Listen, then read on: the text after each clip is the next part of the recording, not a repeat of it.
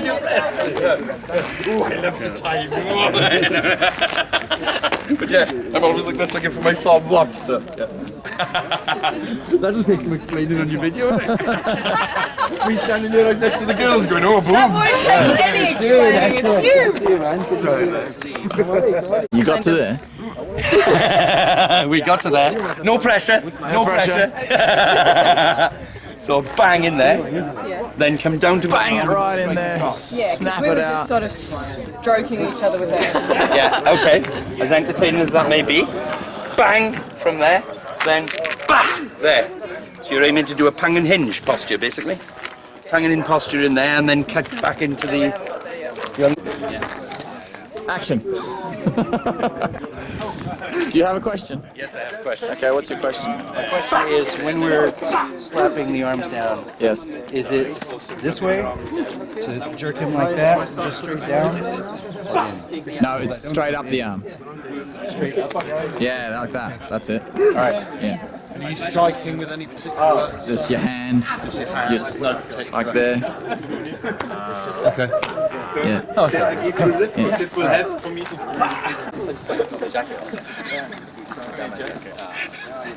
Okay, so a lot of people are having a problem with the break. Oh, thank you very much. Thank you very much.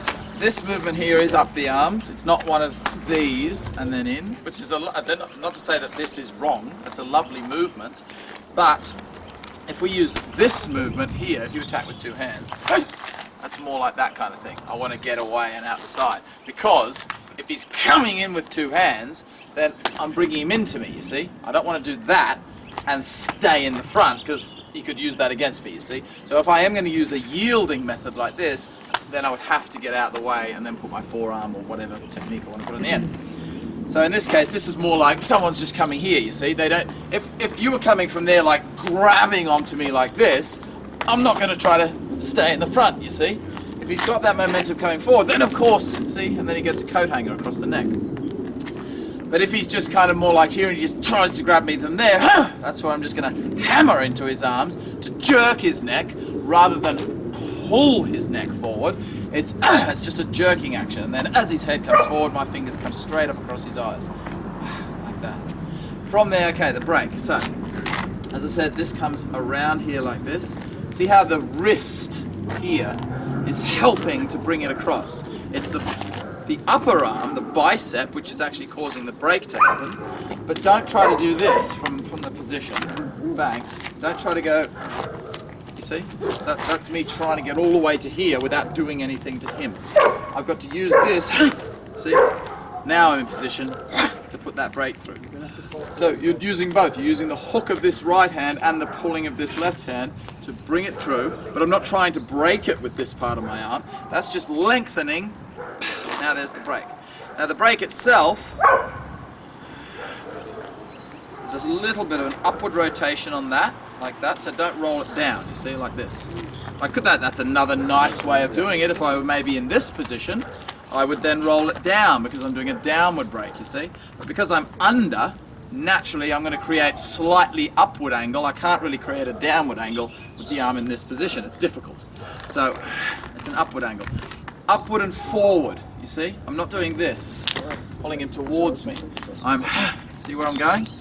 Up and forward. See how I'm going into his body when I do that break. That way. And as I say, this arm is basically just twisting and locking onto the body. The right arm. Now, what I was just finding with a few people then was this was happening. See? Hold your quad open. Now look at the difference. See? So keep this, although it's your body doing the work, not your arms doing the work, you just twist your body, but you still got to hold your quad open. If you let this in, you see, now I'm going to have to turn a huge amount to get the pressure to come in. But if I activate, film that, film the man love. Yeah, so keep your quad open under here. So it's just like in push hands. You're not using your arm to create the pressure, but you are using your arms to hold the structure. So I'm using my arm here to hold the structure, like that, you see? Okay, as soon as you've done that, straight back into here. What we're doing here is locking the wrist in this way, bringing your base, in theory, you've smashed his arm back that way. Now you're going to wrench it back in and fix it for him. So your radial bone is coming straight through the crease of his arm here, as this is pushing in that way, you see. Just bending the arm straight in like that, hammering into here, like this. See that? The left arm isn't doing much, it's just creating the right angle. So I'm not doing much with this, it's the right arm that does the work, but if I don't do anything with the left arm, see? If I do something with the left arm, see how much more pressure I can get? Because I'm creating the right pressure here so that this connects to his body more. If I just pull, see there's there's give. But if I hold this in, see the difference? I'm basically pushing this arm towards his own center as I pull that one back. But that's got to be done as a shake. Be careful with this one. You don't want to damage anyone's shoulder, so just do it gently. So you're pulling it in like that, and then putting your palm straight back onto his neck and jaw area. Okay, so that's the whole technique. So you've done that. There's your shake. Weight's down in the right leg. You're going to shift your weight. There's your straight back. But as I say, don't do it as a throw. Don't go, we don't want this kind of thing. We just want to tug. Bang. See? There's that. Now in theory, what you would be, you can't do it. It's impossible to do this posture with full power on your partner. Remember the last one that we did, the dart. From there, from there, from there. Remember what we did here? Look, it's exactly the same movement. The only difference is we didn't put this hand in so that we can practice the power of this arm. Because I can't, if I put this hand in and boom, do that with full power, I'm going to break his shoulder. I'm going to really damage his body. And not only the damage to his body here, I'm going to damage his neck as well from the kinking. So, we loosen this arm. So in the dart, we don't do this locking action. In the dart posture from here, we just go, you see that? And then we stick the fingers, so it's the same movement. Only we're doing it as a throw his arm away and back into the neck. This is exactly the same technique. Throw his arm away and back to the neck. Only you keep this locked in. And then back to there. From that position, you just readjust and then attack. So that then it's his turn to do the drill. Bang. That's it. Pull me across and then stick that back in my neck. That's it. Then you take a step back and then back to here. This is another one of those ones where you can just change sides instantly. You don't need to, because it's a double-handed attack, I can go here and change it to here, or I can go here and change it to here. So the attacker doesn't have to change. You can just choose which side to go on each time. Okay, have a go. Hey, Alan. Hey, Alan. Oh.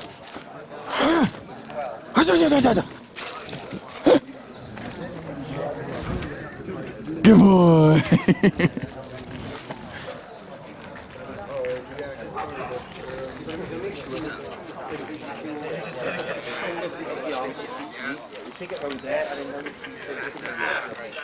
So what I'll do now is I'll do it very gently, but on the other side. Okay. Now stance. You're just going to throw straight punches. Just normal straight elbow dropped punches like that. Bang, bang, bang. Just a training drill, not a technique. He throws the straight punch. I just move my weight, yin and yang, like that. Bump it across. As soon as I've done that, he comes through with his second, see? I go back the other way. So again, my hands were already this way, yin right, yang left, so now they switch. Bang, bang, like that, you see? And again.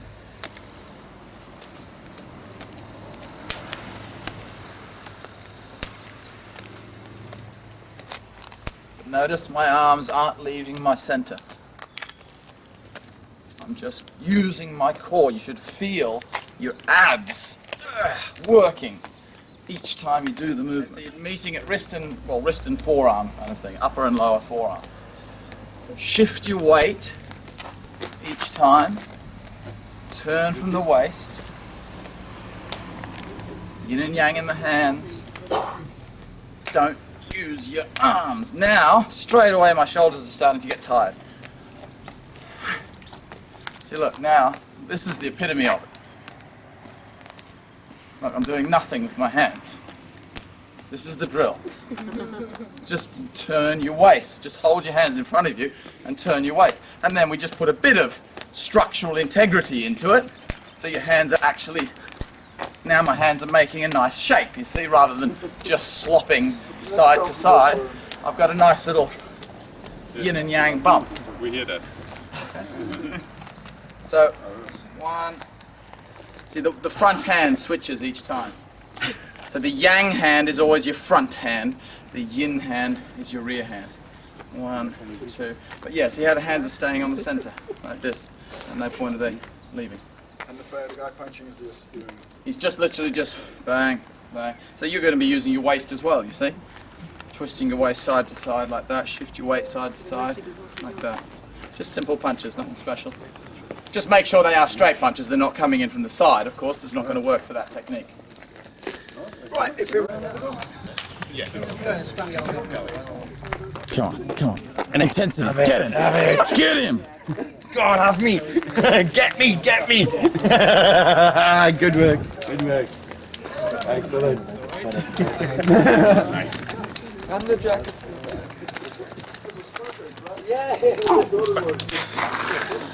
Still strike my arm. Sometimes I thought, oh! Come on, girls. Just, Come on. just a minute. We've got a wardrobe malfunction.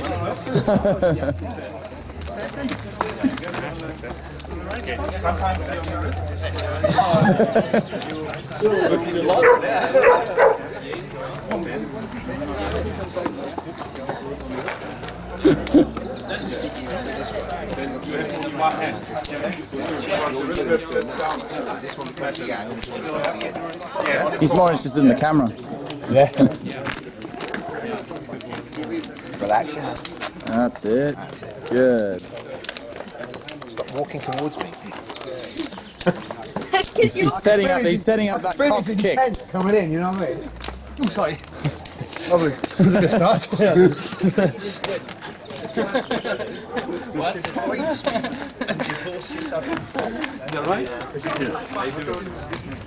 And harder than force. Hold your power stances. Shift your weight. Side to side. You evade each strike. You do not push his hand out of the way. You move your body out of its way.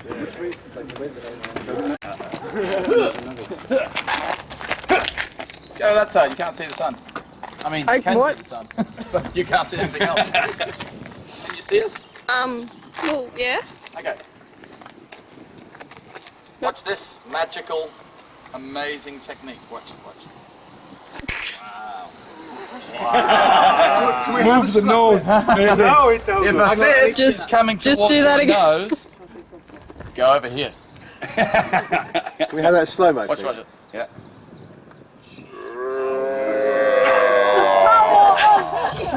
Exactly. Classics of Tai Chi. Invite your opponent into nothingness. Yeah. I've gone into nothingness. Beautiful. I thought it was blocked with the face. Block with the face, that works. Okay. Watch. There. Now he's going to punch straight towards my nose again.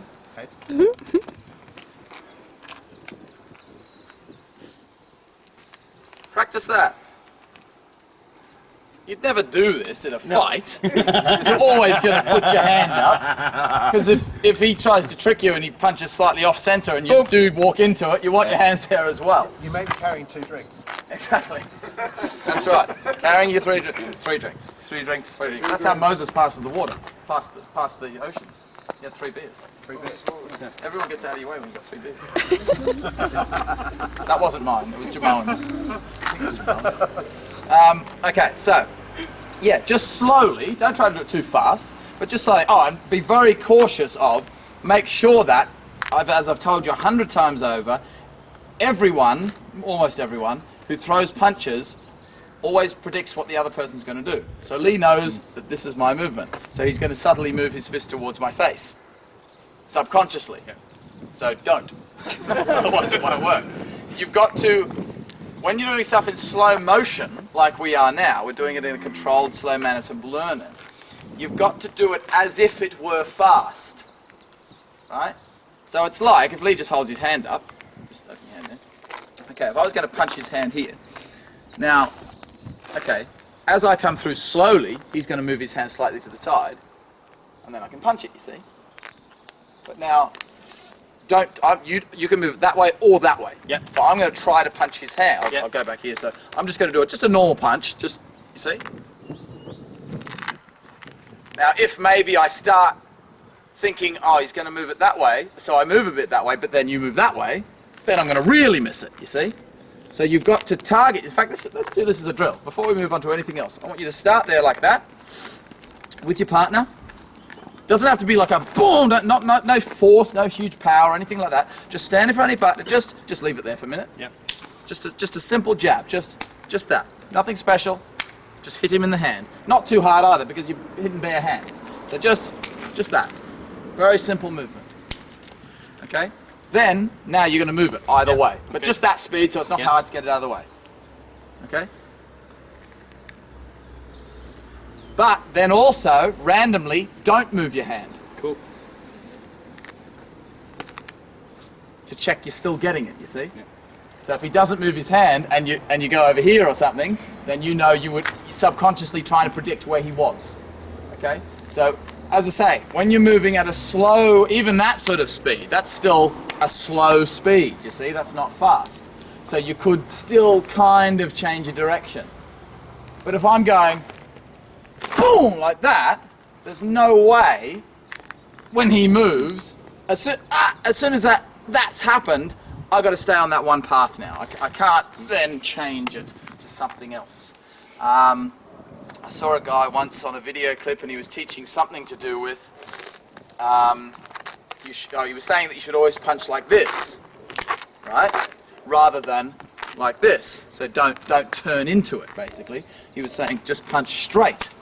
Because he said something about the way the human mind works. And if something's coming directly with no turning, you don't notice it as much. And that's apparently why cars have to have brake lights, which it does make sense what he was saying. They have to have brake lights because you don't notice it coming, whereas if he was swerving or something, you'd notice him coming towards you. But it's like your mind goes, oh, he's closer. You don't realise it straight away.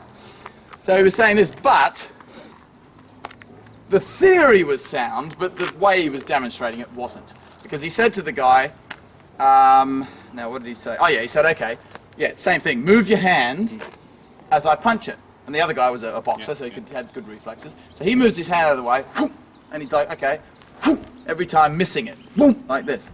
Then he said, okay, do it again, and watch the speed of my punch. And he's gone, but really slowly. And now, the first time he did kind of like, because the guy, I don't know, to me it was more so a thing of, if I go like that, that causes Lee to react. If I go like this, he doesn't read that as an attack because I'm being so passive about it, you see? If you attack someone passively, it's like, well, that looked like you were giving me a hug or something. Is it when you feel that, oh, that's what should make you move. But then, yeah, once the guy cottoned onto, oh, okay, so I've just got to move against this passive movement, then he started, he literally went and followed the hand. And you saw, you aimed here, but just punched him over there. So it was because they're doing it slowly, he was able to follow. And the guy's like, wow, this is amazing, and all this kind of stuff. So just stand in front of your partner's hand, and just that. Don't do it like this. I'm not saying don't put power or speed into it, but still use good body mechanics. So still at least turn your waist, sink your weight forward, like that, okay?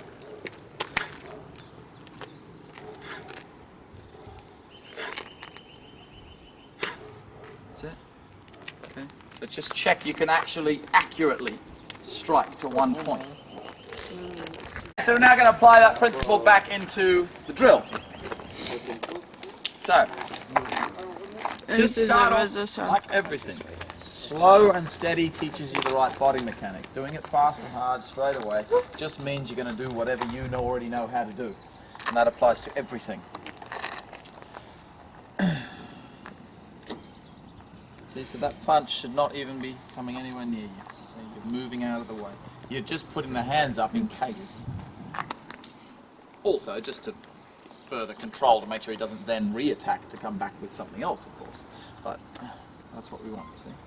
So it's purely an evasion movement, not just this. See, if I stay double weighted, even if I turn my waist, if I just turn my waist, yeah, okay, see, I'm probably going to get something out of the way, but hypothetically, if it was punching that way, I'm still going to get clocked, you see, because it's a wider object. So, but if I shift the weight, then I should be out of the way. See?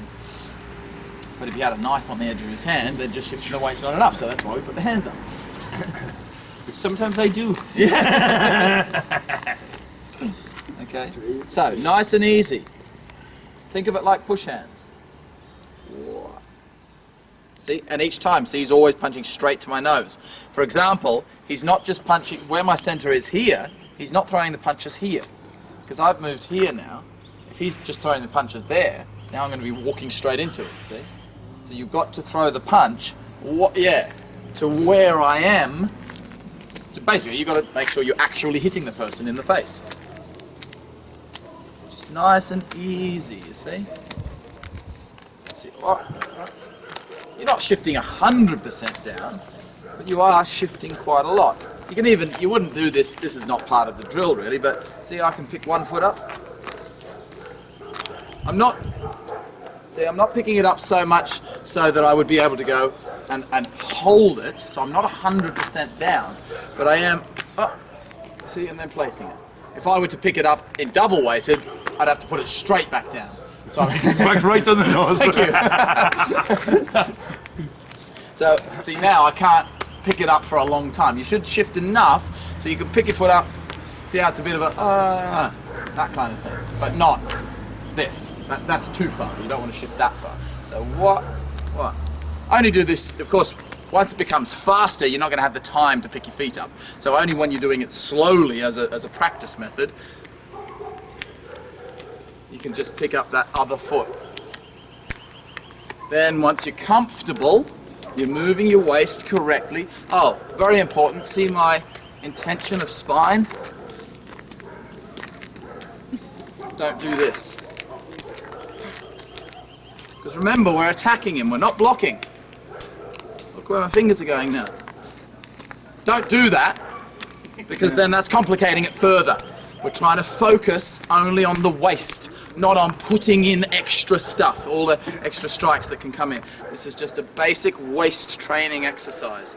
So only bump across. But naturally, look, if my body's turning this way, see where that right, left hand, it's obviously going to turn into an extension into the eyes or neck. But for now, just worry about correct body placement, waist movement. So as I say, once you start getting a bit more confident and the speed starts getting a bit more, then forget about lifting the feet, you see?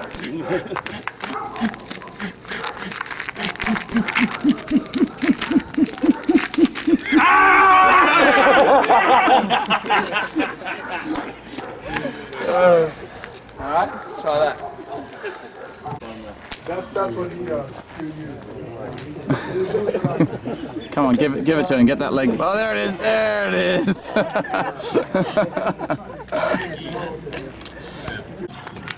None. Same thing as what we've just been doing. Straight punch to the nose, right? So make sure you are throwing a straight punch, because so many times I see people trying to learn this method and the person's pushing outward, and of course that's not going to work. The rule is, when you come to like free sparring, when you're not doing a set technique, when you're not learning a set pattern, if he threw that punch, right, so you just throw a straight punch and I do that. Now, do the same thing, but as you see me, basically go to block, block me, right, so do that block. You have to retaliate with something else, obviously. You're not gonna, but the problem is when someone's been told, I'm learning this drill, then I see people subtly doing that little block movement, and then the people doing the drill are thinking like they're doing something wrong, but if he's retaliated. That's the same as, I don't know, if you do the first move of the small sandsow, Oh, you know, it's not working. You're not hitting my neck. Why aren't you hitting my neck? Oh, because I'm blocking it. It's the same thing. It's just that you're doing it all with one arm, so you don't notice it. But still, you're throwing a punch, and then you're blocking their attack.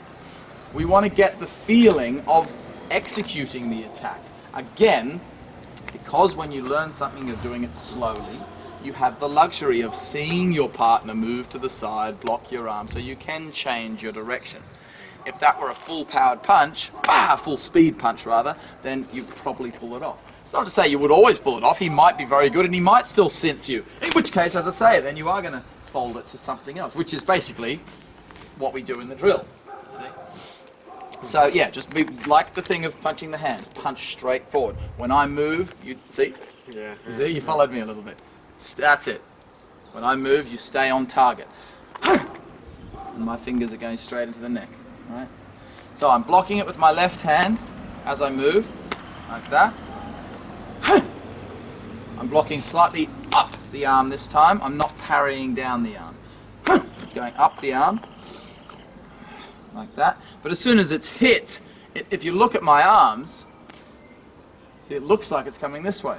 Because after it's hit, it's coming back. But see, this would be hitting his arm back. That's hitting it up. But it's just where, there's a circle there.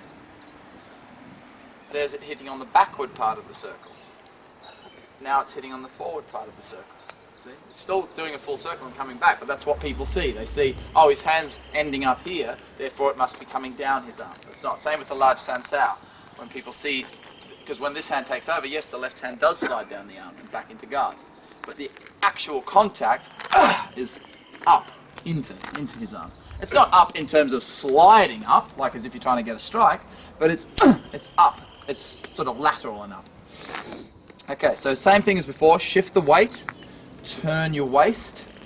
But this is an open method, the same as the dart. Remember I said don't turn in on the dart.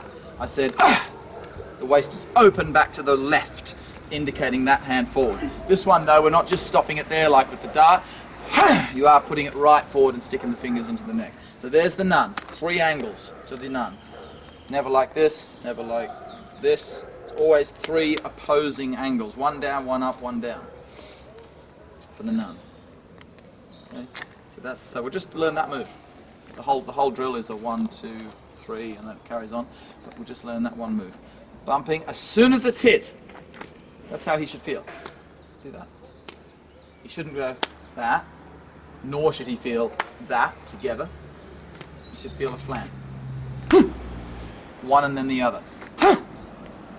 Same as the dart, there's a little turn in for that, and then a turn out. See?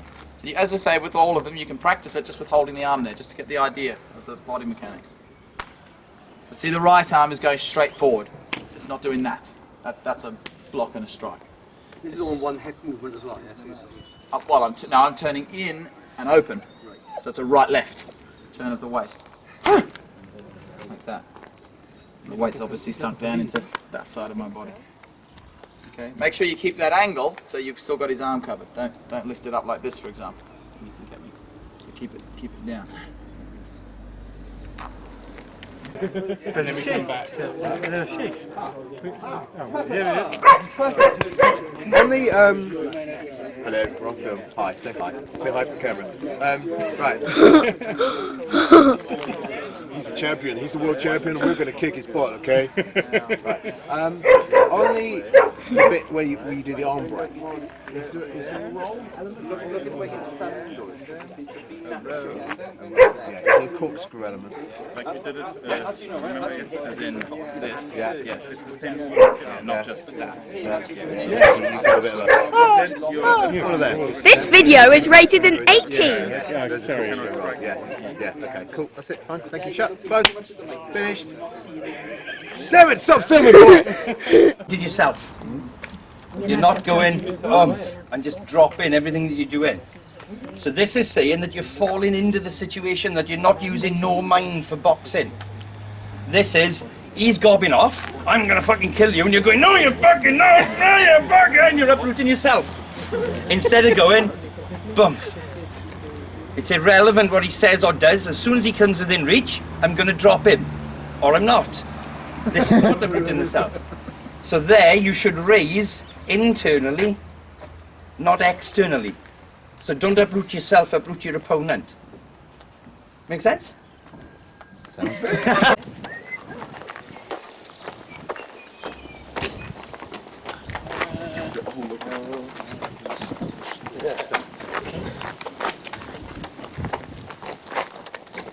That'll go. Everyone behind. Try and get in the camera. You're trying to make it. You want to see everyone's behind? In the camera? In the camera? Oh. Okay.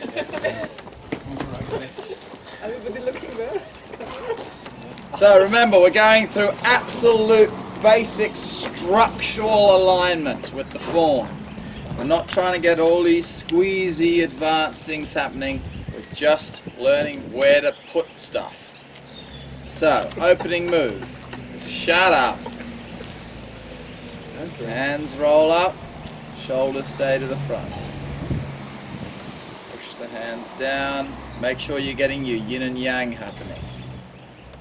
Just in the wrists. Left wrist up rises in your center, right hand out to the side. Your left fingers are pointing to the east, your right fingers are pointing to the northeast. Cut it across. Now your right fingers are pointing to the west, left hand, well your fingers are pointing up now, but your palm would be facing to the north, so your knife edge is facing out to that northwest. Sink into that front leg, turn the foot out, tuck your pelvis under, bend the knees, push from that left leg into your right leg. Don't just throw your weight across. Control your weight across by pushing and receiving. Look at your alignment. Bring both hands into your center. Centered, centered. Left hand is under your right hand. Body straight. Do not lean forward. Totally straight. As you lift the heel, you sink to 100% in that right foot. I'm now 100%. I can pick that foot up and do what I want with it. So if I can do anything with it, therefore I should be able to step with it without dropping my weight. So roll the weight onto the heel of the right foot as you pick the heel of the left foot. Extend the foot. Nothing is moving. Absolutely no other part of your body is moving as you take this step. You see? If you move in the advanced forms, there is movement in every posture. There is always whole body movement. But you can mistake that movement for a counterbalance for the leg, which we don't want. So as beginners, we hold the center totally vertical, lift the heel, hold the hips and the shoulders on the corner, and step forward and place the heel. Roll forward, sinking into that front leg. Left wrist is still in your center line. Left foot to the front, right foot is still in the corner. Hips squeeze into the front, keep the pelvis tucked, sink down. Same thing. Left hand comes over the right, pick the heel up as you sink 100% down. Keep your hips flat, so don't let the hip pull up like this. Push that right hip down. Spine straight, don't lean forward, particularly don't lean to the left. Totally straight spine, everything is now facing this corner. Pick the foot up, no movement, just drop the heel. No movement from the rest of the body. Use your core, use your structure to hold that posture. Roll forward, drag the rear toe at the last minute as your hands come into double punch. Remember when you drag the foot to keep the little toe on the ground, don't let it rock up. Roll back. Turn to the right, keep your left hand yang and right hand yin. Draw the hands back, change the state of the hands. Eyes are on the front, hips, shoulders, head are on the corner. Your both hands are in front of your hips. Connect your hands in your center. One hand rolls over, one hand rolls under. Do not bring your hands in at all. Keep them out from your body. Now push straight to your target point. little squeeze of the elbows. Look in the mirror, turn the hand up. Brush the left fingers off the right hand. Left hand is going yin, moving with the center. Right hand is out of your center and it is yang. Eyes are still on the front. Bring the right hand around to connect. Touch in. Squeeze down just like before. Brush the left hand over the right, neutralize. Turn slightly to the left, block out with both hands. Turn fully to the left corner, scoop the hands in, sitting back. Now sit this right hip back as you push your weight back. Strike with both fingers. Do not lean forward. Keep your back straight. Don't push your bum out. It hurts your thigh more. Yes. Lift the elbows up. Drop the hands in, moving forward the whole time. Okay, so that's where we got to. Let's just have 5 minutes to work on that which you've already done. Then we'll carry on with the next section.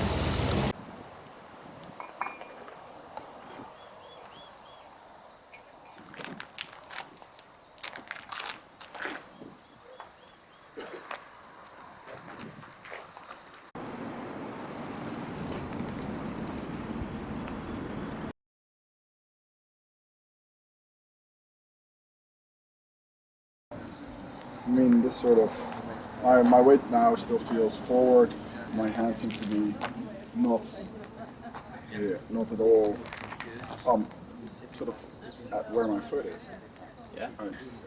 Yeah, okay, and that's not a question. No, because, well, maybe I go a little bit further back, or used to, or whatever. Is that right? This, that, yes. Yes, I don't know what you said. Oh, sorry. Okay, let's try again. What did you say? So this comes out a little bit. You should be sitting back as you're doing that. Okay, so how far? Oh, how far How should you far? sit back? So Okay. should you sit back? Okay, so from here, you are forward on this movement. Yes. The look in the mirror, Yes, you're you're forward. forward. Yeah. Yeah, In that fact, makes technically in the advanced form, you actually Yes, you move do. forward. Yeah. So, one. As soon as I start this move, I start sitting back. Yeah. I would say at this point, Yeah, that's sort of. I would say I'm just past the 50-50 mark. Yeah, but So I've just crossed over into slightly more in the left leg. There. Okay, yeah, okay. So the middle of whatever this is sort of in line with the tendon for whatever. Yeah, Doesn't matter. kind of. If I drop my hands, they'll sort of hit my legs, kind of thing. Whereas now, if I drop my hands, I'm going to get hit in the cock. So yeah, if I drop my hands, they're in front of my legs. Then for the next part of the turn, that's when I'm going to sink all the way to the corner. Now, if I dropped my hands, they'd be more over this leg. Yeah, okay. Connection. So, yeah, you do. And then, Yeah. And also, as you do the change for yes. get stuck there. Okay, we got that. Got it, Kathleen? Yeah, I've got a sore leg now for some reason. Ah, you got it. Clearly did it wrong. Okay, let's carry on into fishes in 8. Sit back ready, fishes in 8. Okay, lots of things to think about in fishes in 8. One of the most, well, according to how many people do it wrong, it must be one of the hardest postures in the form. What do you... Okay, sit back ready. In the advanced forms is quite tricky, but the basic structural form, which is what we're practicing, isn't that difficult. There's not much to think about here. You literally just sit your weight back into the rear leg and coil. Basically, you just want to have, apart from the actual shape of the hands and so on, you want to have a feeling of tucking back to come out. That's what the posture should feel. So when we sit back, I'm like a cat ready to pounce. Okay, sitting almost 100% into that rear leg. There. Notice the fingers are both pointing to the same direction, roughly. Right? Oh, just to say, Ralph just picked up a thing before. When I said this hand is facing the east, it's only my index finger that's facing the east. Because, as I say, when I give a direction like that, it's roughly facing the east. But technically, from where I can't see it, you see, from where I'm standing. So it is roughly it's facing more to the east than anything else.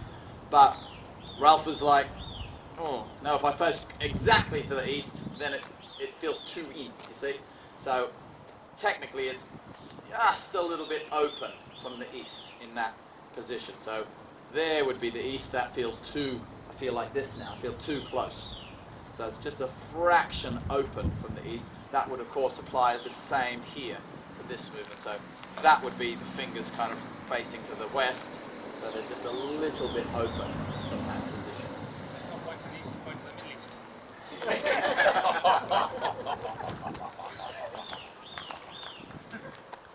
Okay, so sit back ready. Just the technical things. Sit back into the rear foot, almost fully.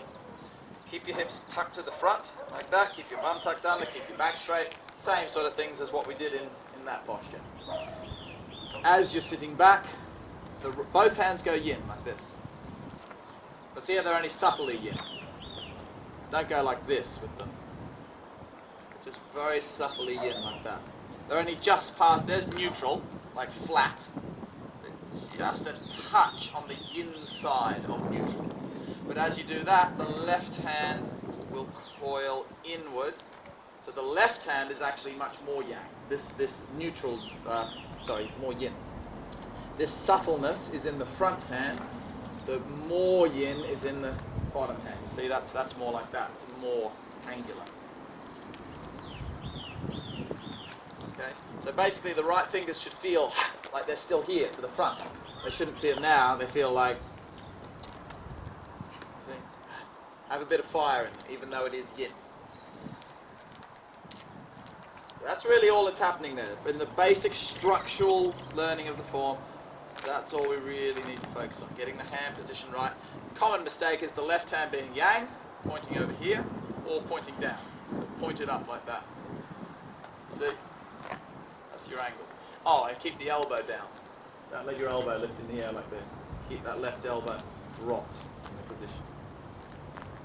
Okay, now it's Fisher's innate that is the tricky one.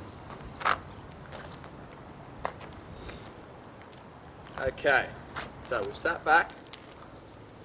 Body work. You're going to turn your center, turn everything to the north. This is our north here, okay? Your right foot must turn all the way to the north. Do not leave it even a half inch to the right. Otherwise you will not do single whip, the next posture, correctly.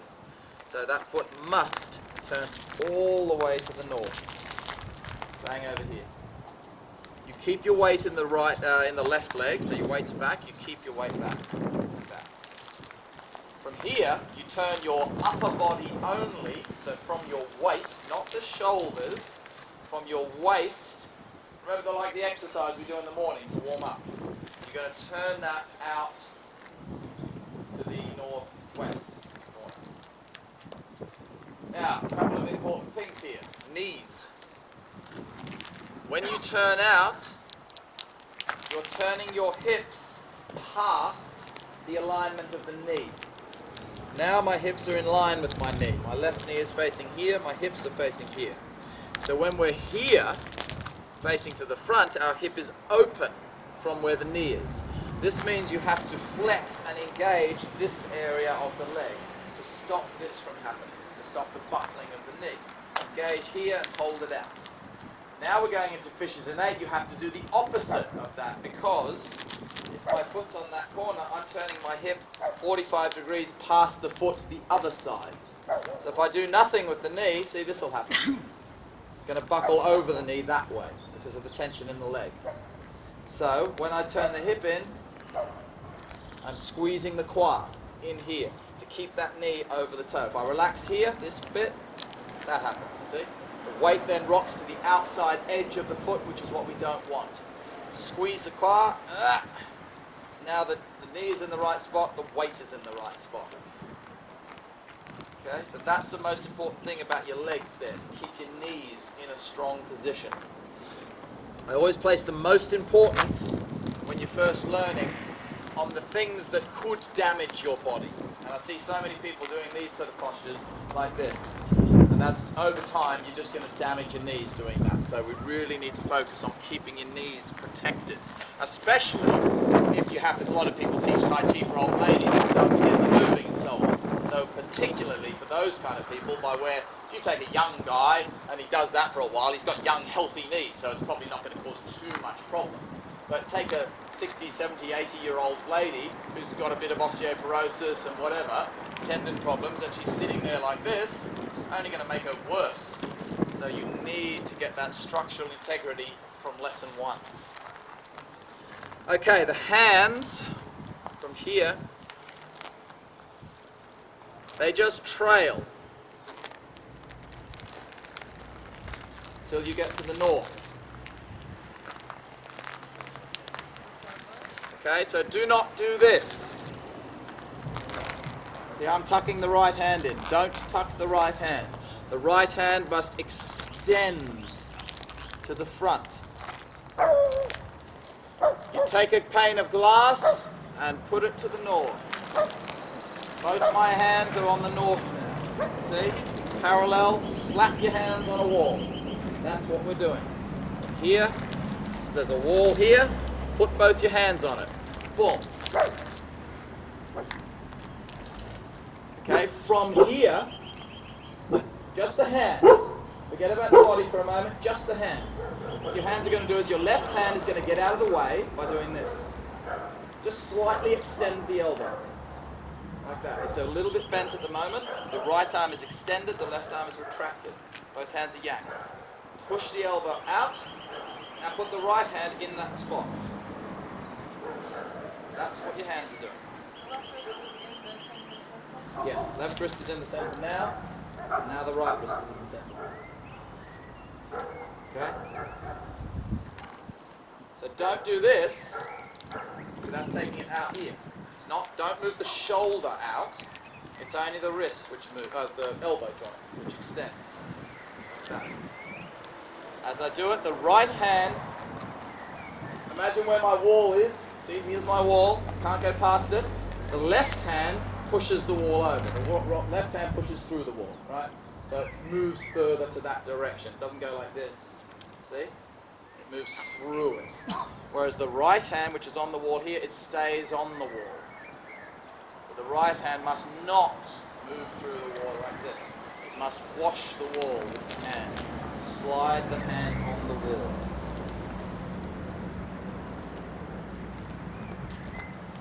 Now, as you do that hand movement, that's when you turn from the waist to this corner. So from here, we get that. Right fingers pointing directly into the left elbow. Okay? Here's where we're getting coordination from left and right. We don't want to do, our minds don't want to do this because your left hand's doing something different than your right hand. Most people can understand one hand goes up, the other goes down, or one hand goes left, the other goes this way, or this way, and this way, or this way. They're pretty simple. But when you come to a complex movement, we want to do the same thing with both hands, or the same thing with our hands and our feet, for example. That's why a lot of people do this movement in the form, from that kick. See, that's everything swinging around. But it should be, see, the leg should tuck through, whereas the arms should swing through. Not only does it work well for the application and the body mechanics, but also it's that training of your left and right, or upper and lower, coordination. So, the common mistake here is doing the same thing. So people will either do this, see, that's both hands moving on a flat circle, or they'll do this. That's both hands moving on a vertical circle, you see. So left hand, flat circle, right hand, vertical circle. Okay, application. He's come here. I'm trying to get them to see and the camera to see. Not just dancing. Okay, there's my sit back ready. In the eyes, got his guard here, right? So, from here, this is the first thing we're going to do. stomach 9, right? And hammer on the wrist or on the elbow, depending on the length of his arm. I'm not just going to hit him in the neck like that. If I use, I'll just hit you here, just so it's not in the neck. I'm going to hit and that sort of a hit, you see? It's got a bit of a push to it as well. So I'm going to smack him in the neck. It's not just a throw though. Don't think of it as like this. See, that's just a throw. There was no impact. I want to hit him, but on the hit, boom, I follow through to get him moving, you see? So it's a throwing action. Basically what's happening is, Wolf's running in to attack me, and then I run away. Throwing me is not bad, well. Just bowl through anyway. Okay, so that's what we want. Now, from here, what's the left arm?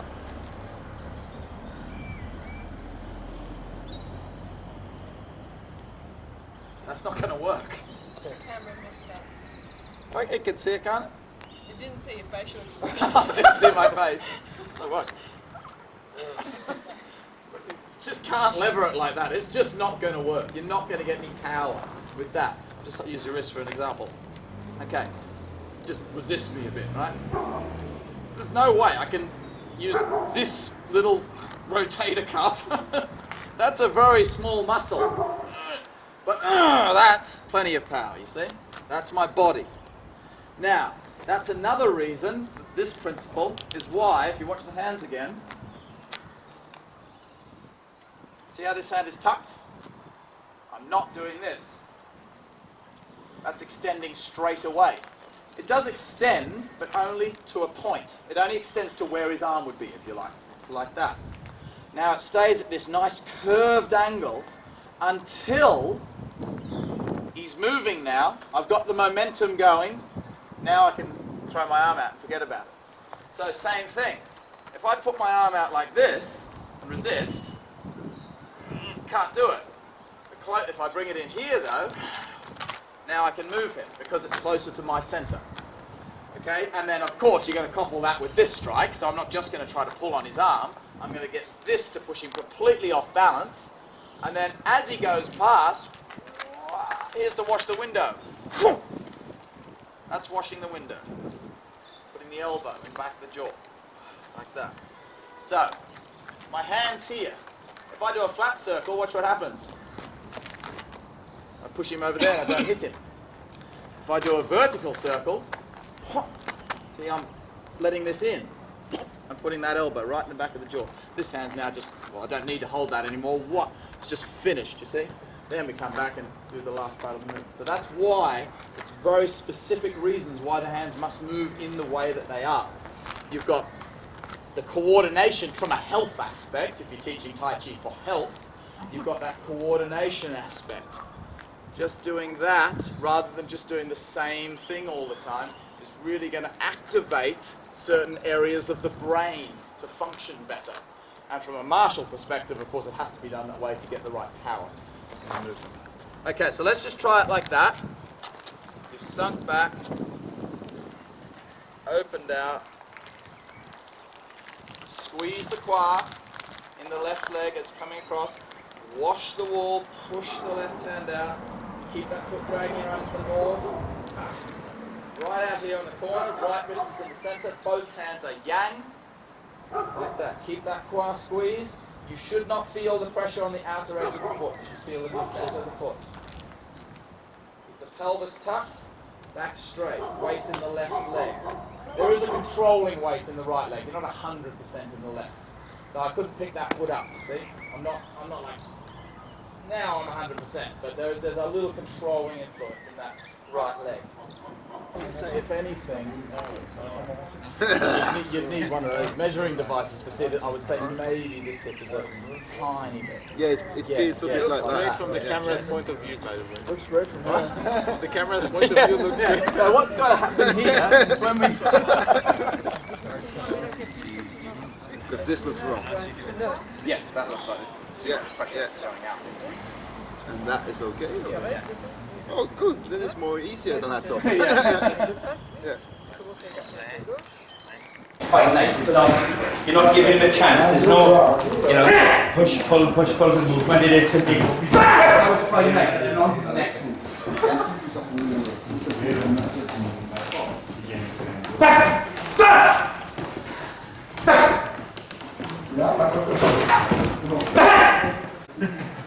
Okay, action. Action.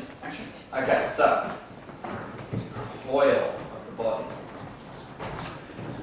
There. As you sink into that here, put the same way so you can see the direction of what's happening. So we come down with the previous posture. It's a little turn to the right as the hands coil in like this. Now we turn to the left as we sink to the ball of the right foot. Like that. Your right hand at this point is bang on the north. Your left hand is so that if you pushed it forward, it'd be like this, you see? Like in line with that hand, but on the outside of it. So it's not directly in line with it. Because as I say, the structure is a little bit different than the very basic form.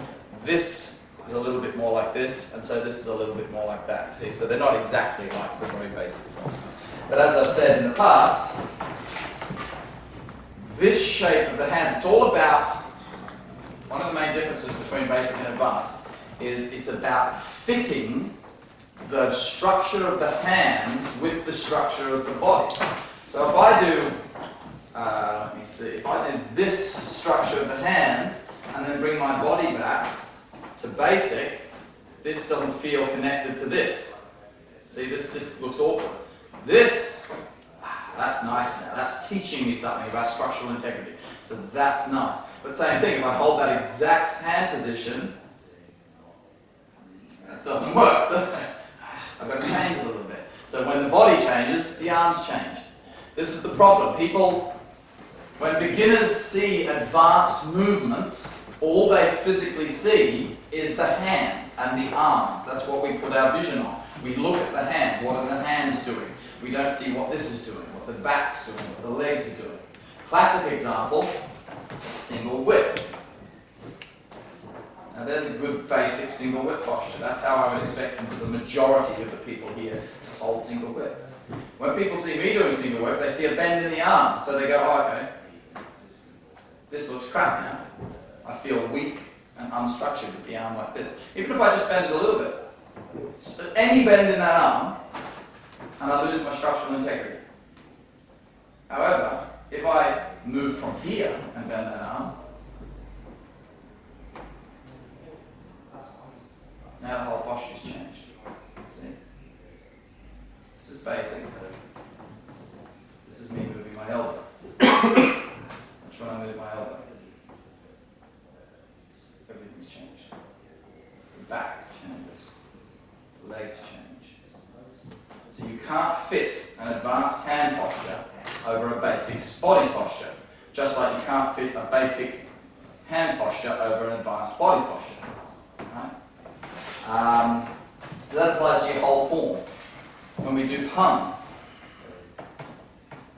that works. That makes a beginner feel strong and structurally sound in that position, that posture. Now watch, if I go like this, what a beginner would see, now I feel like I'm going to get knocked over. I feel like any one of you would deck me. But now I feel stronger than the basic posture. And it's the same with everything that we do. It's the same with push hands. When we do push hands, we learn push hands the same as we learn the form. Nice and flat and controlled, nice strong tongue away from the chest. Now if I change the arm to something like this,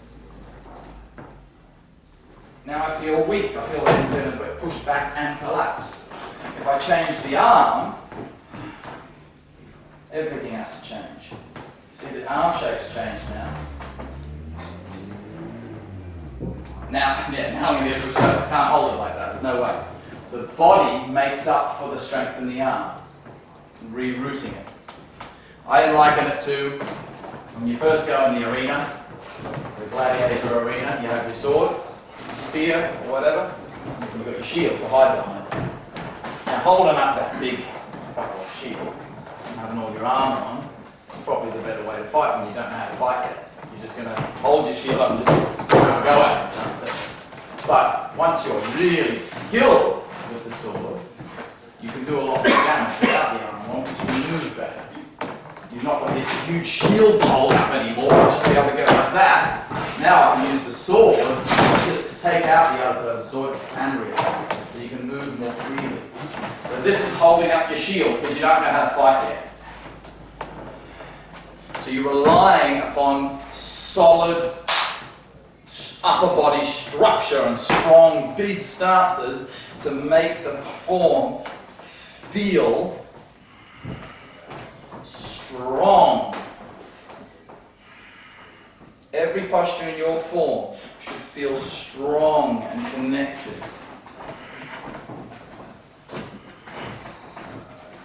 You can't do your form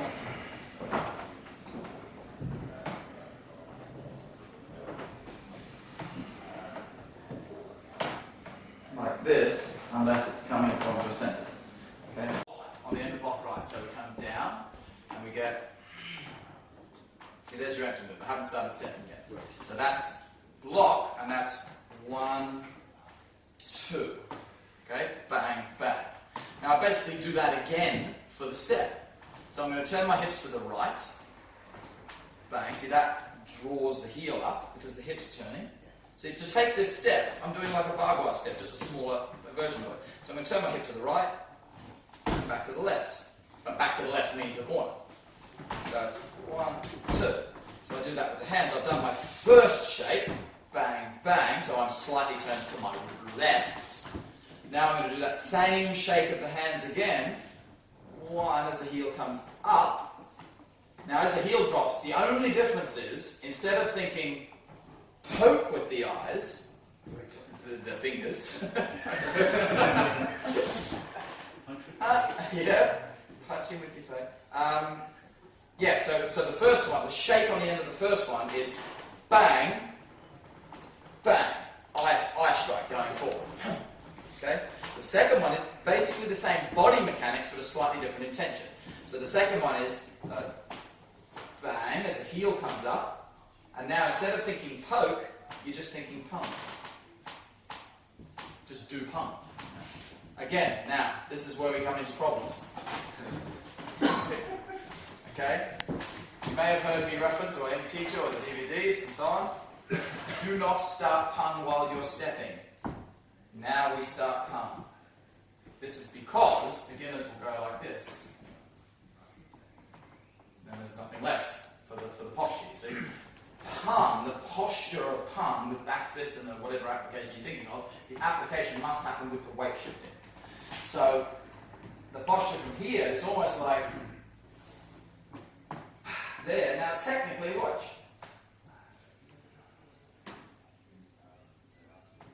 I am starting pun as that foot is placing and as my waist is turning to the left. But I can't teach that to a beginner because they'll go and they'll be halfway through the posture already when I place the heel. So again, this is where it comes into play that it can only be done subtly. It has to be subtle, otherwise it screws up the timing and the structure of the posture. So it's 1, 2.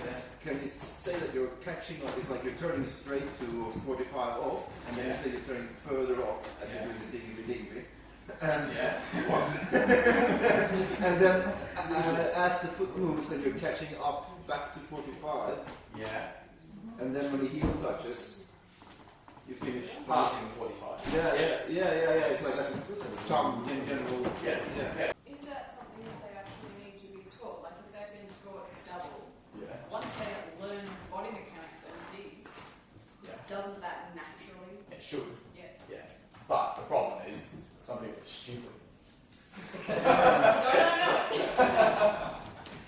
So but some people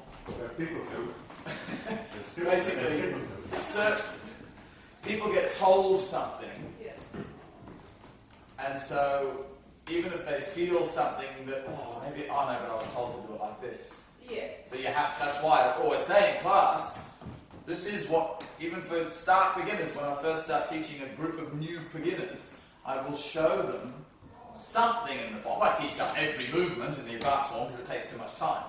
But I will say, just to give you an idea, this is an example. I'd use this movement for example.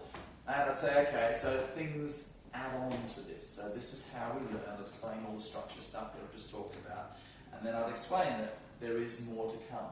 That everything must move from the centre, that there's a yin and yang in the head, these kind of things. So that they know that once they've been doing this, ooh, what was that just happened in my body? Oh, no, I was told to do it together. You see, and that's how so many people have done it. And I've had so many people come to me, and Dad used to have people all the time. They'd write to us, or if they saw us in a workshop or something, they go, well, I'm told every day by my teacher to do the posture like this, but why can't I do it like this? What's the wrong reason why I can't do that? What's the problem with doing that? And we're like, that's how it should be done. And they're like, oh, someone else do it like that. Fantastic, because it feels so good.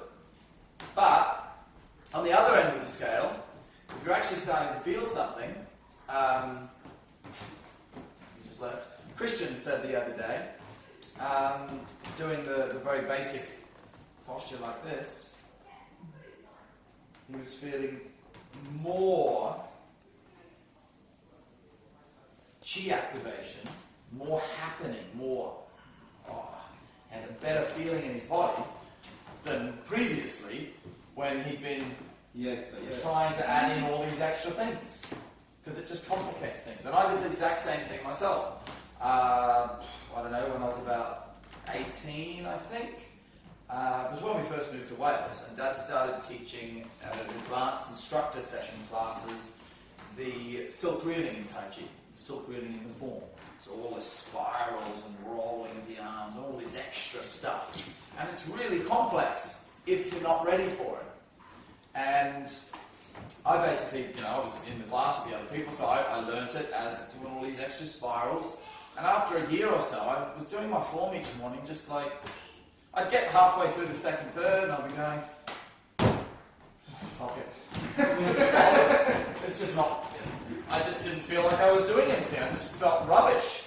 And I was just getting really bored, and I didn't like doing my Tai Chi anymore. And then one day I thought, what would the difference would be if I did it like more simple? I didn't go back to absolute super basic, but I went back to much more basic than what I'd been doing. I just went to a structure, still with yin and yang in my hands, middle, left and right, but just simple, flatter movements, just circles instead of spirals kind of thing. And I just went, this is what I've been missing, because I just wasn't ready for the spirals in my form yet. Because I was like, they were too physical. My body wasn't ready for them. And then, I don't know how long later, maybe 5 years later or something, I was then...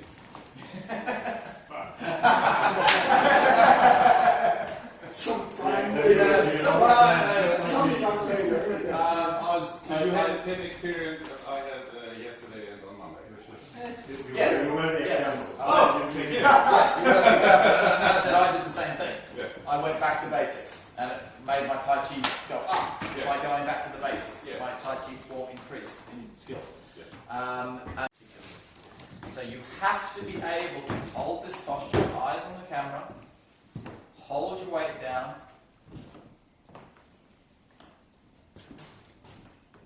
and move nothing. If you can't do that, I don't care whether you can do this, if you can't do that, you cannot pass that.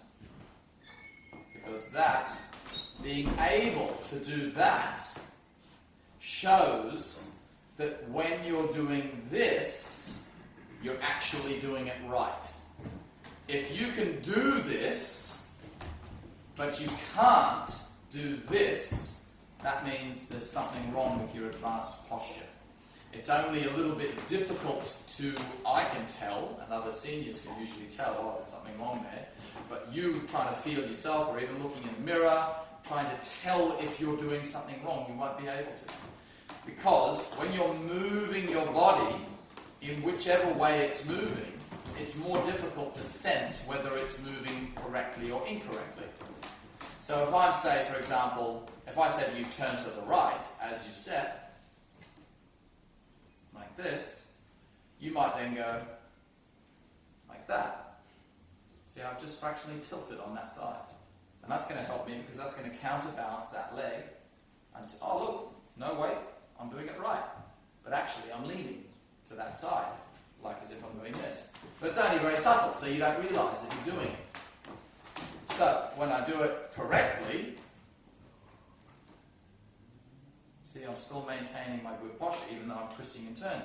So a beginner can confuse a turn with a lean, but they have a plonked weight so they think they're doing it right. This is why you must do it from square one. Tuck the pelvis, center on the corner, eyes on the front, head with the shoulders. Sink, sink, sink, and move nothing. And then shift. And when you shift, nothing moves. See? No part of your body moves, just a leg movement. Your center stays on the corner, eyes on the front, everything else here.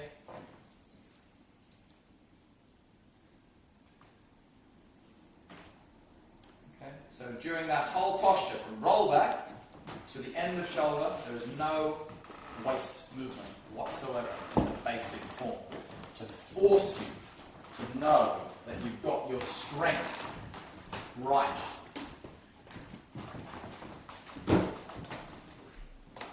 So waist, nice big waist movement here. As soon as you hit the corner, up. Nothing, nothing, nothing, nothing. Touch the foot. Nothing, nothing, nothing, nothing. Shift the way forward. Okay, so from here, we're going to pick up the knee and turn to this corner. Okay, so here, just the footwork. Body straight, core center, pick the knee up, turn to the corner. Notice the knee picks straight up from where it is. It does not come across your body. It does not open from your body. All the brush knee twist step movements, the knee comes straight up. It never comes in or out. Just turn your body in. Lift the knee so that the knee is at least as high as your own hip. So it's not down here, it's up. And remain sunk, of course, in your standing leg. Okay, as you do that, you take your left hand down to the knee. Like so. As you do that, your right hand comes around like this. Much the same as what we did in brush fishes. Remember we washed the window? Like this. That's what we're going to do with the right hand. Here, release the squeeze. All together now. That's where you touch the knee. My index finger is now in line with my nose. It's not the wrist in the center like this. It is slightly outside your center, but roughly sort of index finger under your nose, sort of thing like that. Foot up, touching the knee. Okay, so all those three things happen together. Done. So this hand, which is out of my center, has to come into my center, meaning the fingertip in the center, by the time my left hand touches my knee. So 1, touch. Left hand is yang, right hand is yin. From here, step down. My center has now turned further from this corner to just a little bit past it. Now I'm going to turn into the front. This hand's still yin, that hand's yang. I'm going to squeeze this hand in with the punt, with the strike.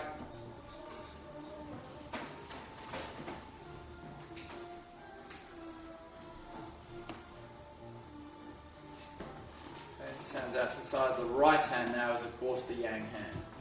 Final posture. Normal bow stance. Rear foot, just like in double pung, drags around. Hips on the front. 70% forward. Once more. Pick it up. Not over, not out. Tuck the pelvis. Don't let your bum stick out. Extend the knee down. Still, see, I'm not just doing this, you see.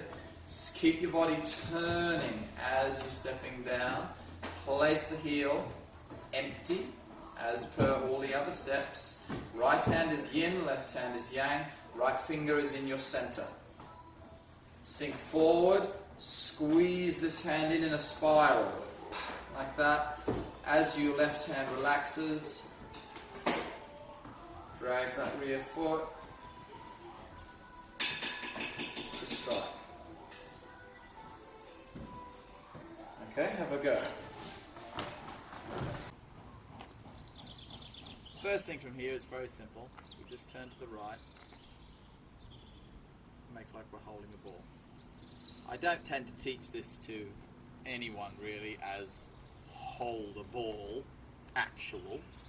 Again, if you're teaching a bunch of 80-year-old ladies who don't understand movement, nothing wrong. Hold the ball. It's easier to understand the posture. Better for them to do this and understand a nice circular movement than to say extend that left hand and then they're going to be going something like this, you see? So that's not as good as this. This is what we want. So that left hand, it is more or less a hold the ball, but it should have a bit of a forward intention to it, see, like that. So you're getting a bit of a pulling and receiving. Pulling and pushing. Okay. As you start, just before you start to lift, the hand does come up. See, there is a point where there is a hold the ball. It's just not straight away. So from here, we're not going hold the ball, we're going straight up. There's the hold the ball as part of the moving forward. So that sort of shape is still there, even when we take it off the really super basic sort of stuff. So, weight's in the right heel. Right hand's yin, left hand's yang. Well, relatively speaking. It's not yang like this. Okay, so my center is on the corner from here. Okay, so what I have to do is, I don't want to stay still, but I don't want to move too far. Okay, so from here, I'm sunk down. I have to start moving.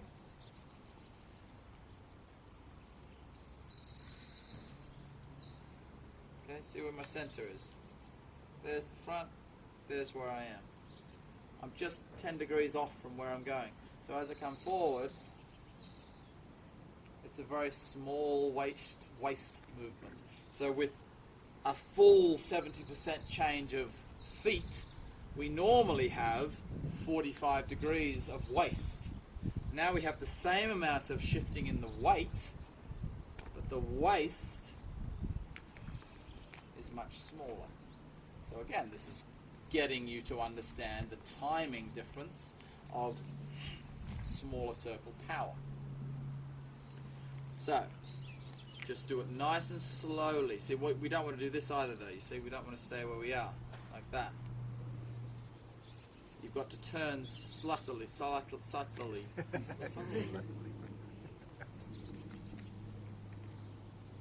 Tiny bit. See, this is where my hand was. It's just moved like to here. Just a very slight amount forward. It's not doing a square. 1, 2. Go from here and moving forward the whole time. And remember, you still get that spiral, so you get the little finger up and then squeeze it in. So here. It's a rough guide. Oh, remember, pick that foot straight up. Don't bring it across your body, as I said before. Bring it straight up. So at this point, I've moved like 10 degrees to my left. Okay, so from here, 10 degree change. Now do it, hand up, yang, yin. Another 10 degree change. See where my center is now.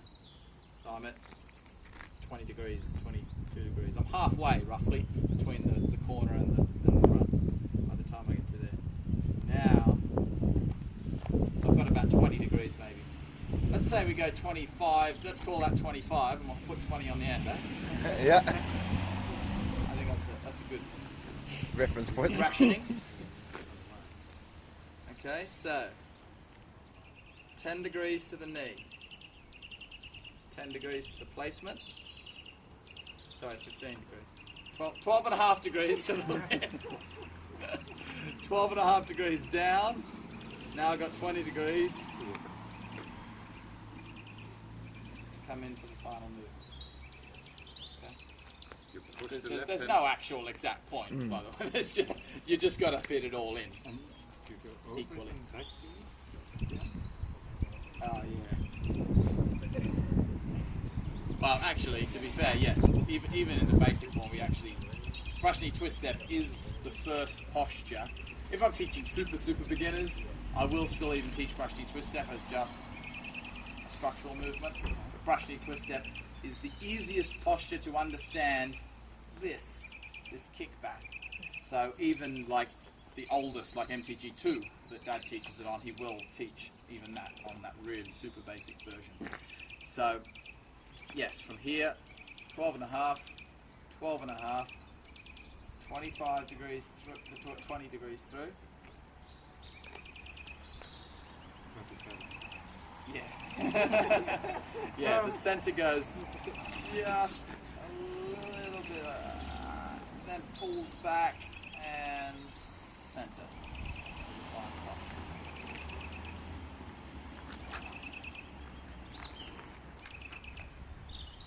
So my upper body will go just like, a couple of degrees past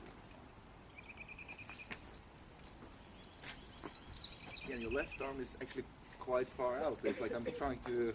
I always feel collapsed, but that's because I'm trying to keep it too close there. Should be just like here, to the outside of your knee. It should be where it was when you touched the knee. Okay. It shouldn't follow your foot.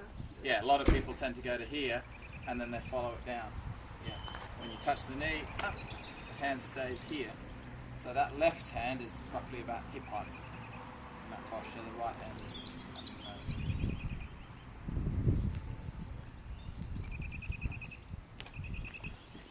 We have to first do a weighted turn on the left heel. So you need to shift your weight from the sweet spot back to the rear of the heel. Pick your toes off the ground, particularly on a surface like this. You don't want to be dragging. See, that's going to hurt my knee, dragging the foot like that.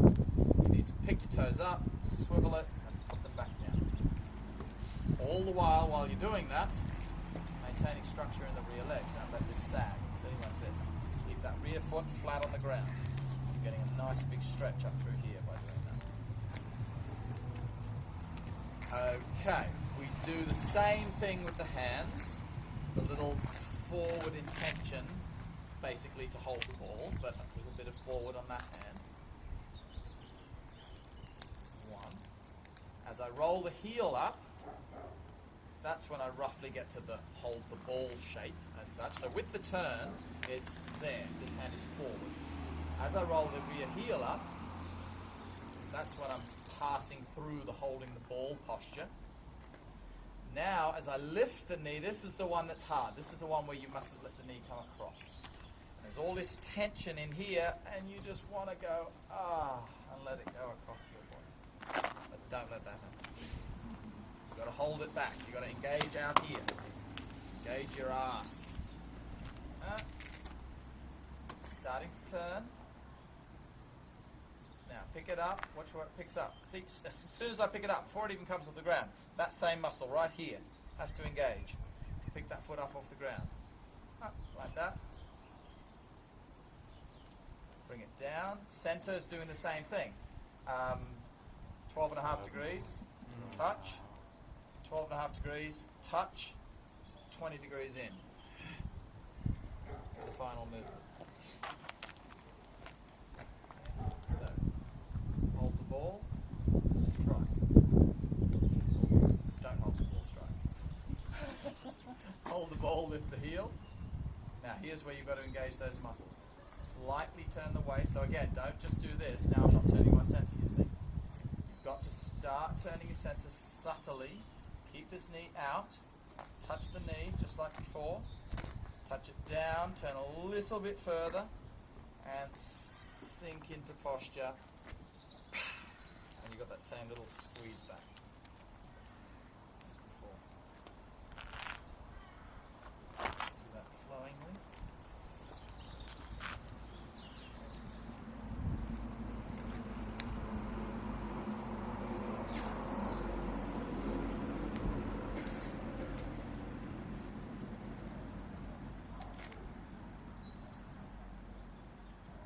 Then do the exact same thing. I'll give you the other one now because it's exactly the same on the reverse side.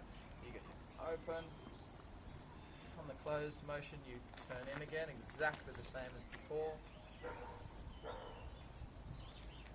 Pick it up, hold it out.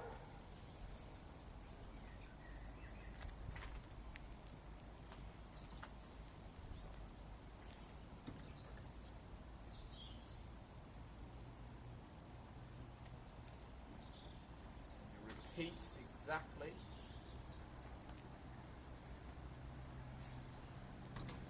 That set. Repeat. Keep going.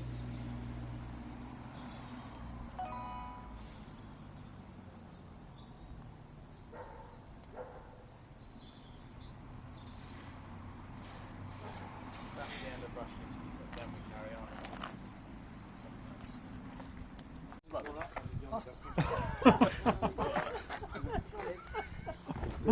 Yeah, Harpo? Yeah. When he's wrestling the woman, and he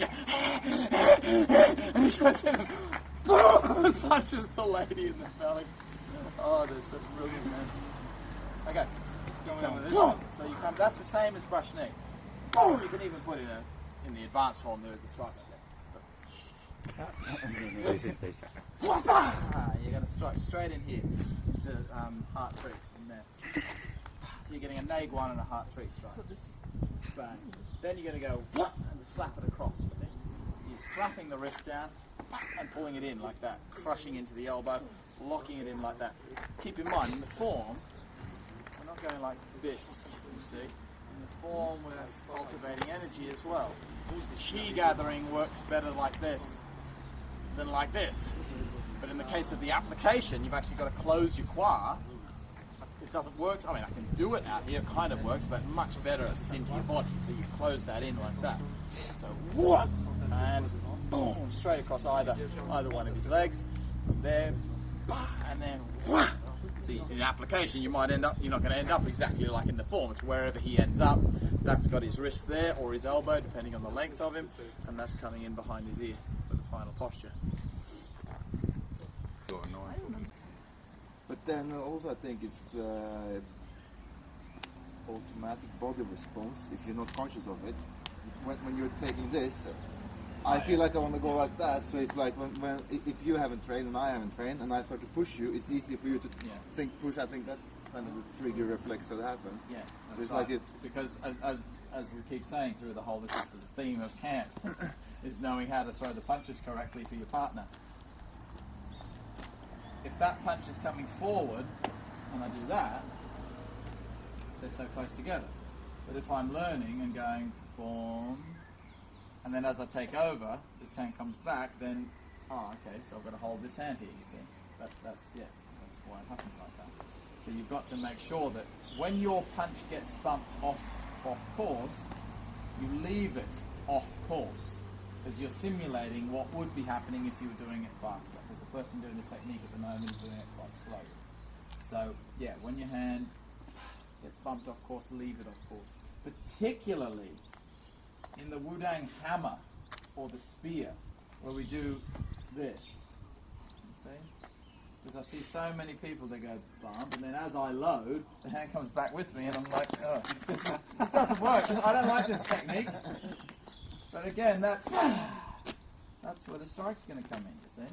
So there's no, it's already there. It's not like you're going bang, low. Yeah, see? Because I'm doing it slowly, so he can follow. So that's the key with all of these. You must practice in... Sorry? No. Like you're working together.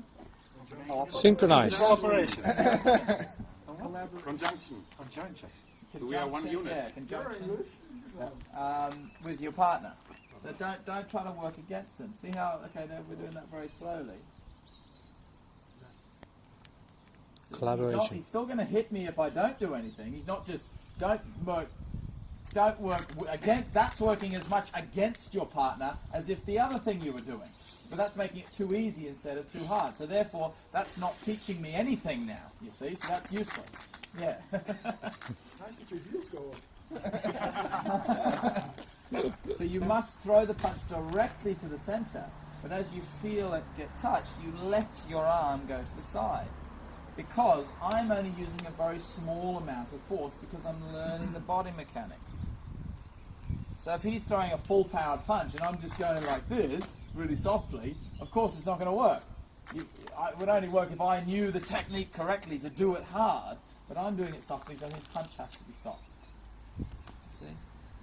So work in conjunction with your partner till they're doing it well enough to start throwing the punches harder. But wait until that moment comes.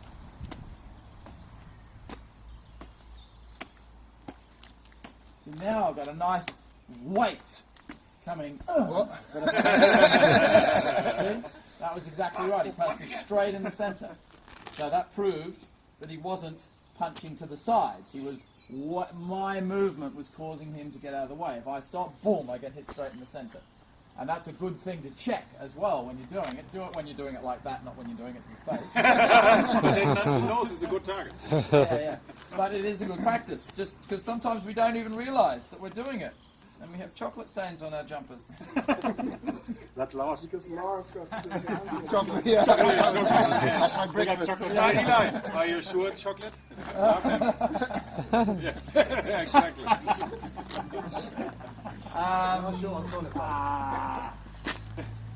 was I saying? Oh yeah, so, like when we do push hands, we do the same thing in push hands. We every now and again just collapse the arm on purpose, just to ensure that they are intent on going to your center. And because 9 times out of 10, if I push and Lars collapses, someone will go like this. Oh, I wasn't hitting him at all. Or to the other side, for example. So you've got to make sure you're trying to go through that person's center.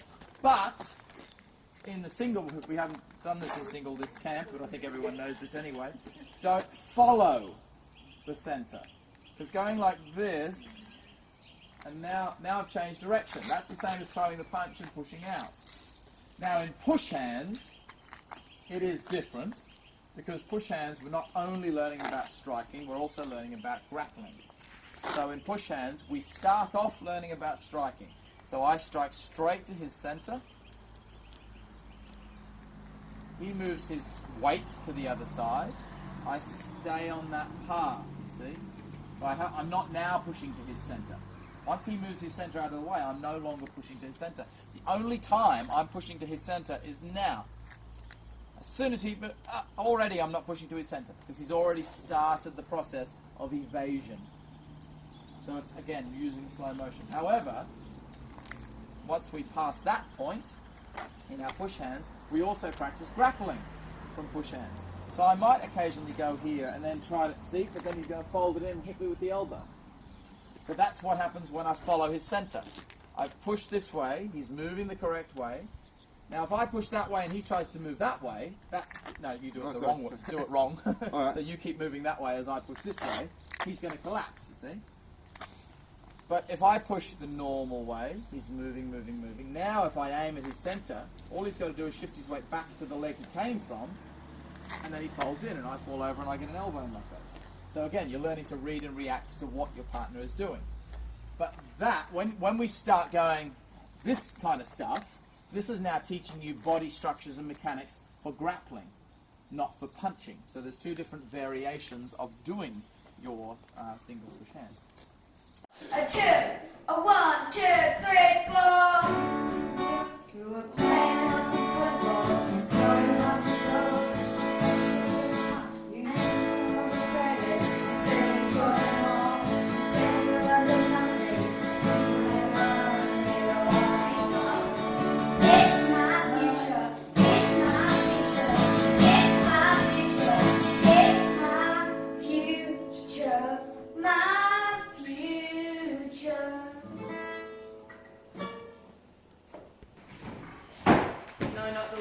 in the strike. The strike I'm fine with. It's before the strike. Oh. Oh, yes, that's a common problem. Yay!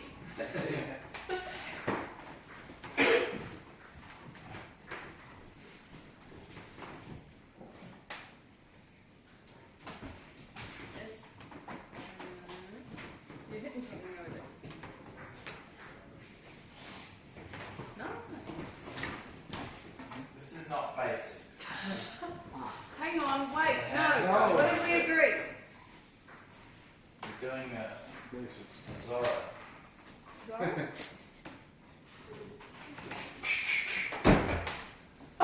Yeah. As Mike's Saturday Night Fever. Okay, so the hand comes. It's very, very subtle. It's an S, a Z like this. It's not a 45 degree Z. Yeah. It's more like a Z like this. Yeah. You see? So it's a very flat, it's a Z that's been squashed. So if I exaggerate to a normal size Z, I'll do it this way so it's not confusing. It goes out, there's the top of the Z. Wait, how does the Z go? Yep. No, you're You're actually doing it backwards then. Am I? If you're going up, if we're going up and you're doing it Oh, isn't backwards. the Z the same as a 2? Yeah, reverse S. Yeah, S is that way, Z is this way. So it's the same as it is a normal Z. Because here's the top, here's the cut, and there's the bottom. Oh, we're going down. Yeah, so it's 1, 2, 3. I thought we were going up. Yeah. 1. No, the Z's fallen over. The Z's not this way. The Z's this way. What? The Z's on the floor. Okay, so it's staying on the same level. Yes, It's not yes. No, I'm not coming up here. It's not like that. Yeah, no, I didn't. It's like this. Yeah. 1, 2. So there's the top of the Z. It's a little bit of a curved Z. It's actually more like a Reverse S. A confused Z. It's more like a reverse S. See, then when I coil in, see, there's the top. Here's the coil. There's the middle part of the Z. And then after the coil, the strike comes in this way. See? So it's a the quirky strike Z doesn't with go a out. tail on the end. It comes. Okay, it's quirky Z. How close does this one?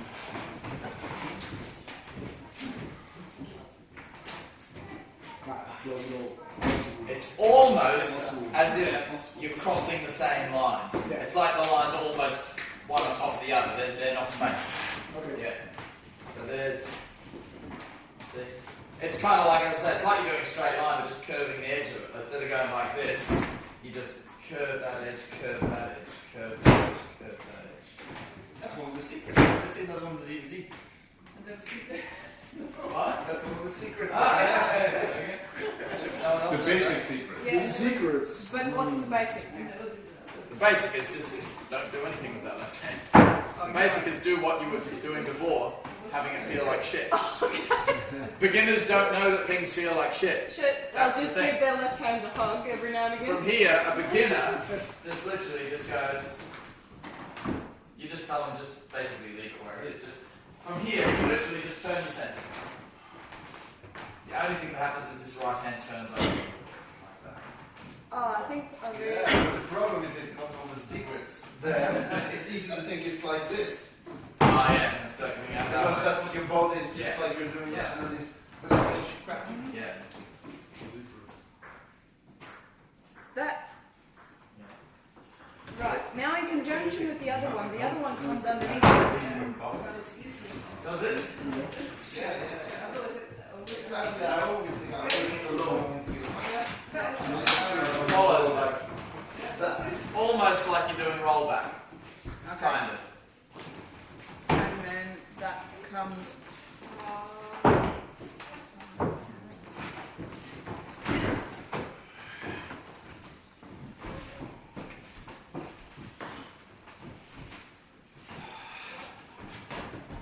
Alright, let's get warmed up. Yeah. Who's not here? There's lots of people not here. There's lots of Yeah. sackasses sleeping up. Joel is sleeping. It's Sean, usual. Orange. They're actually gone. I don't including the ones who actually left the camp. Ever this yesterday. He was never here. Are you just naming random students Yeah. within the system? Where's Nick? Do you think Oh, there he is. Why didn't it? Yeah. I thought they were on our breakfast. There he is. Guess what? In the hall, naked.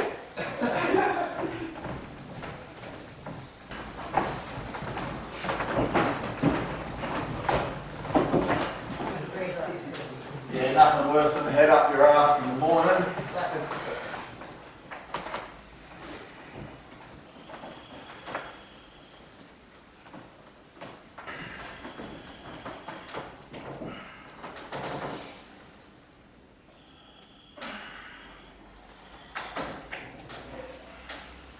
Up, keeping your elbows back. Lift up. Everything as far back as possible. All the time. Right up.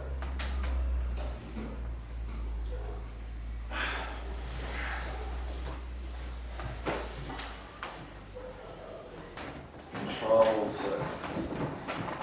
Large circles. All tight circles. Keep your shoulders pulled back. So you're doing this at the edge of your real good reach. My words get backwards.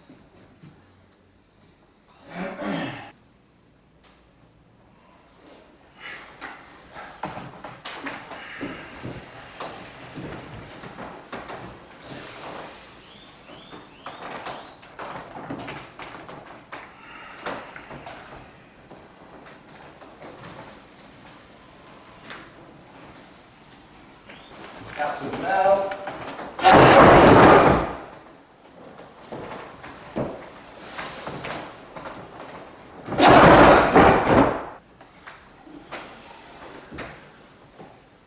Out. Stretch through your petrol. Out through the mouth.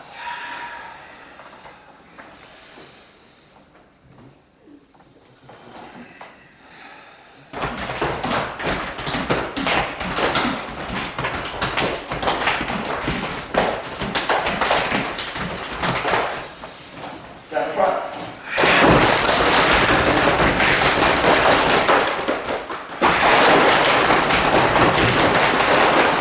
Down the backs.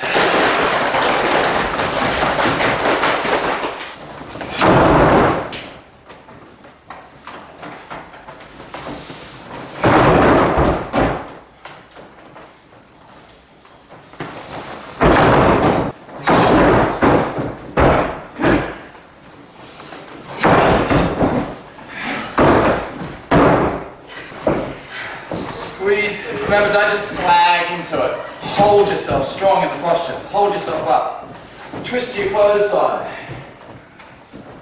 Twist to your open side. Come up a little bit for the open side. Put your left foot flat on the ground. Don't kink. Drop your hip in. Keep your knee, standing knee over your toe. Drop the other side. Same thing. Engage the muscles as you're stretching them. Think pump. Don't know, I'm not going to back. Just your whole stance is a little bit this way inclined, see? Just a little bit, not this much, but it's got that energy to it. Just make it stronger. Not to say it should be tense, but just a solidness to the body. Like I said in the form, it should be. Not like this, but yeah, a bit strength. Strengthen up your shoulders. Come on, girls, be serious. Oh yeah. Don't worry, Kathleen, I'll show you the video of Eli and my dad doing it. They were dancing around and everything.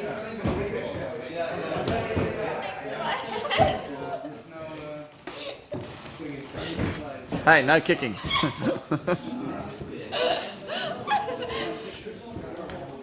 Come on now, come on, do it properly. Properly, I don't understand proper. This is basic. Yes, back to basics. Am I just rocking over my feet? Here's some chi sao going on. It's Britain versus Germany.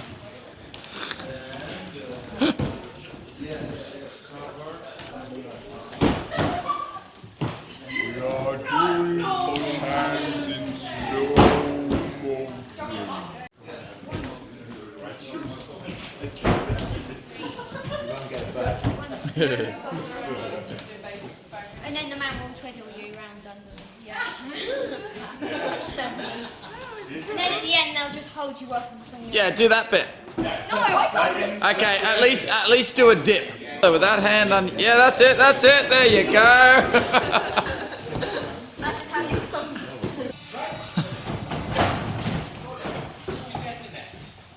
What do you think, Eli? Very good. I like it. You're not moving fast enough. Left.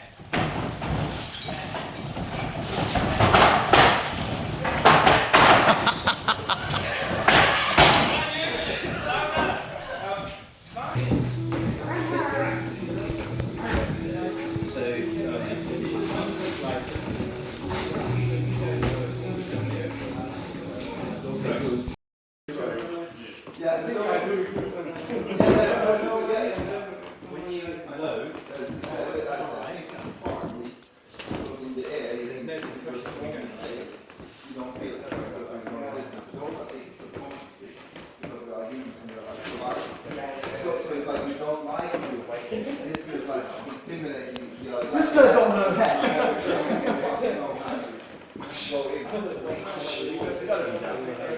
It's like a bear bump.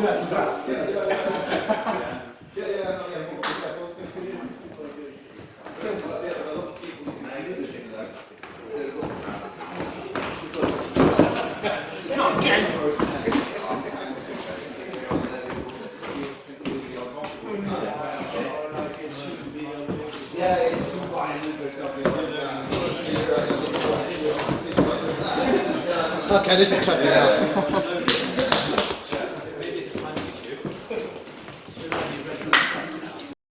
They're doing is they're now trying to figure out what way to do the brand.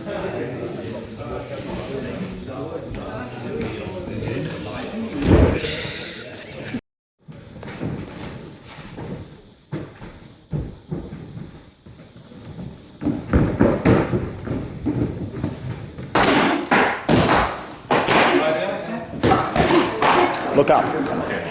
Keep your head up. That's better. Give it to him, Pascal.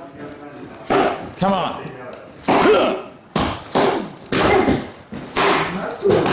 So you got lots of momentum, but no whip. Pull it back. That's better. You've got too much whip and not enough momentum. Okay. More oomph. Put it deeper. Hold that. Okay. You're getting only whip. You're getting. See? It's a nice movement. See how it's not going in? It's not going deep enough. It's just touching. It's basically it's like hitting him like that instead of like that. You see? Okay. You need a bit more oomph going into the target. See that? So it's still whippy. I'm not doing this. I'm not pushing through it. I'm just putting it in a bit deeper. You see? Close range, same thing. I've still got to go in. Like that. That's better. Yeah. You're getting too much at the back of the hand. Yeah, you need more whip then. That's the good thing about hard mitts. Come on, more whip. More whip. Snap it back. That's better. Okay, so you're there. We want to go. See how I'm doing it as I move. I'm not going something like that. Step and then punch. That's useless. You don't. That's like evading and then putting your block up or something. You've got to do things together. You've got to move your feet as the punch is coming out. And there. Basically, as that foot hits the ground, is when the fist is hitting the back. Okay, so just have your guard ready there. Step, open your waist as you're stepping. Still spiraling up like that. Like that. Sorry, last, can you come in? We need a bigger person. The snatch punch.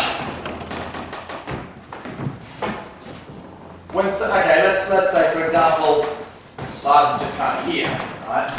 And he throws something there. That would be fine. So boom, just coming straight in. There's no momentum coming forward from his body. If you come up and do more like this kind of thing, he's big. I don't want to stay here. You see, even if I hit him, that's not nice. You see. So as he does that, that's where I'm going to be. You see. So he's keep on going. But that punch is going to clock him as he goes past. That's the snatch punch. Have you all seen snatch?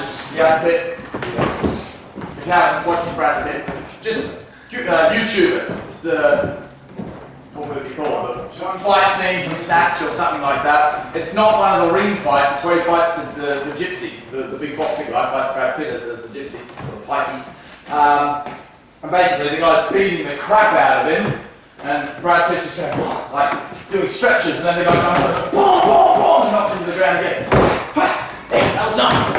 Knock him to the ground. Yeah, alright, cool. Just acting like a just a little twit kind of thing. And the big guy just, after the last, like, he's just thrown him across the room, basically. And the big guy says, you just stay the fuck down, don't you get up, I'm gonna, like, all this sort of stuff. And then at the end he just says, oh, I've had enough of this is sick, like as if he feels bad because he's beating this guy up, he's not even putting up a fight. And as he says that, Brad Pitt in his little pikey accent, takes his shirt off and you see this rippling abs body with tattoos, this real tough look, and he goes, I'm not going anywhere, you fat fucker. And he just turns to him, and it's just such a cool look, it's beautifully filmed. He's just there, he goes from this pikey guy, he literally just goes, it's just beautiful. The way he holds his body is really nice. And the guy comes just launching in, and they put a nice sound effect to it. It looks really cool. And it just boom there, and the guy just face plants the ground. But it's just actually boom, and he just goes into a bit of slow motion, and it's like cool. Most strikes that people tend to practice are all here in the front. You see, we need to practice this, otherwise you're going to end up with a posture like this, you see.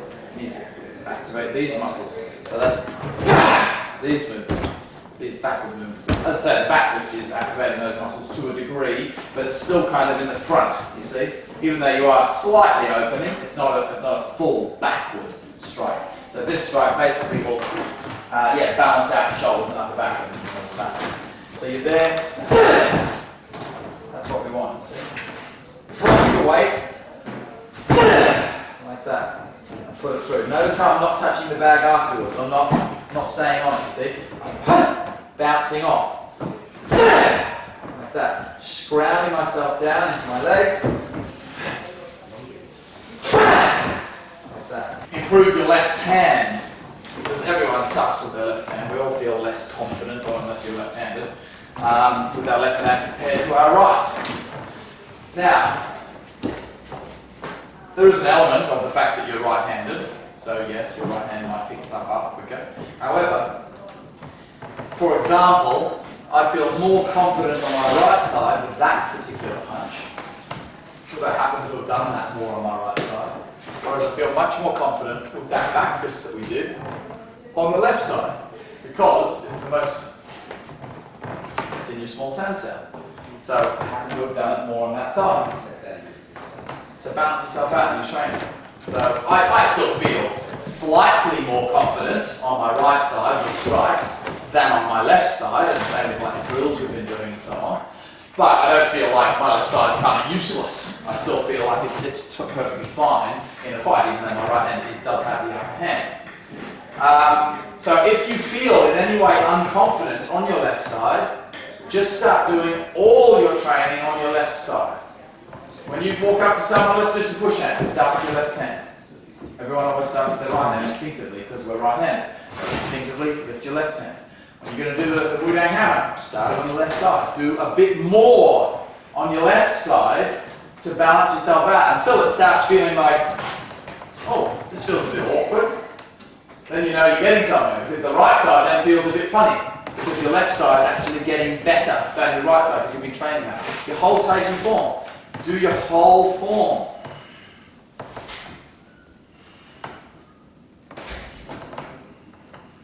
On the reverse side. That'll balance you out, because most of the form, for example, does have a lot of right-handed movements in it. So you need to do it on both sides so that you can get that balance, left and right. The best thing you can do is change all of your training to doing stuff with your with your left hand. So do the whole form in reverse. Start the small sand step. On the reverse side, do everything left side, and then that'll really fix up your body and stop it from just moving away forward this side. Chi Sao as well. You'll notice when people are doing Chi Sao, right hand.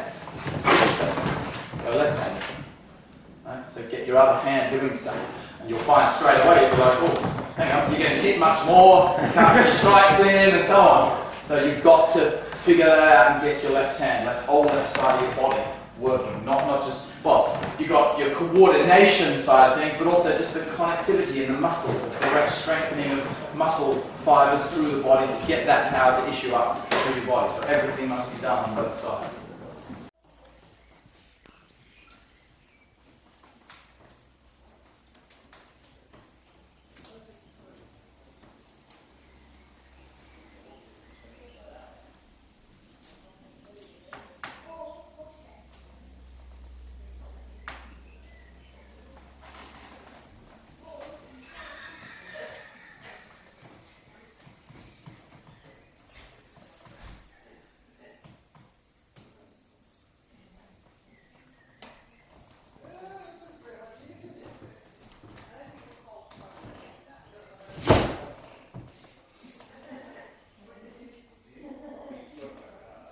So it's not a sweep, but it's not a poke.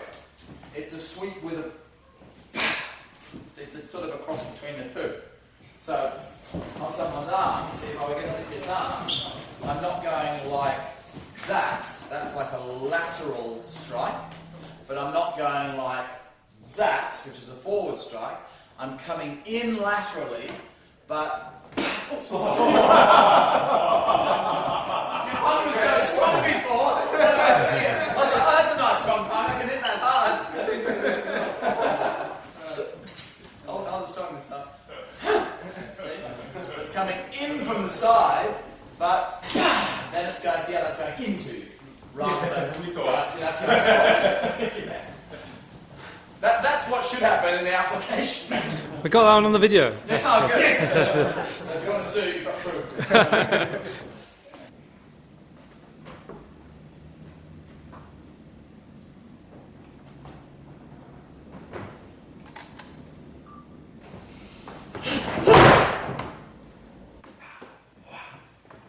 That's the finish.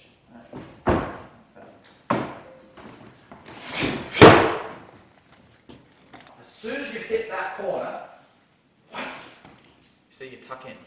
You kind of give yourself a feeling like when you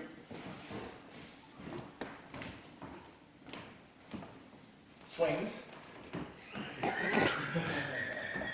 and you twirl yourself up. You've done that with the two ropes, twirl it up so it's like a knot, and then you let yourself unwind and you got your like this, but then you tuck in, you go really fast. Yeah? So we all did that. Okay. You may not have yet, but you will. You must. Now if I do it, see that tucking at the end? That tucks me back to the front. See, weights back. Finished posture is much the same as after we did this one. Only the intention is on a palm this time, coming out like that.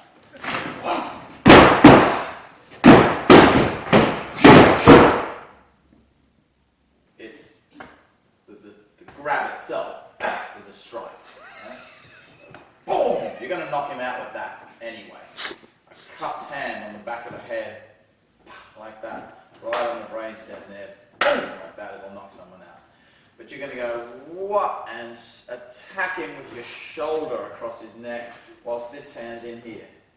Right? Boom! Like that. Wow. His head's, so you've just smashed your shoulder right across his temple. Boom! Lovely shot. Boom!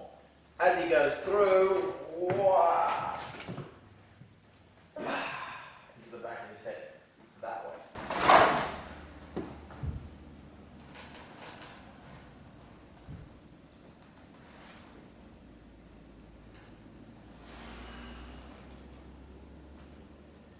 What we're doing is we're taking a barbed wire outside change, one of these movements, that principle, see, like that, but we're changing it into a pumping move rather than a sweeping move.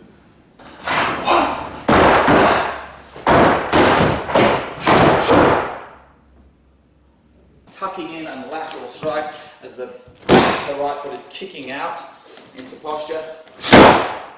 Left hand's just here in guard. Like that. I'm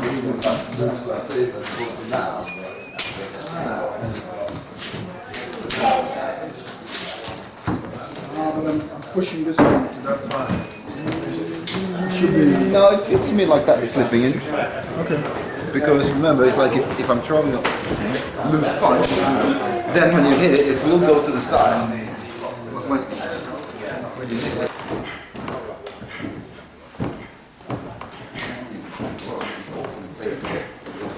All.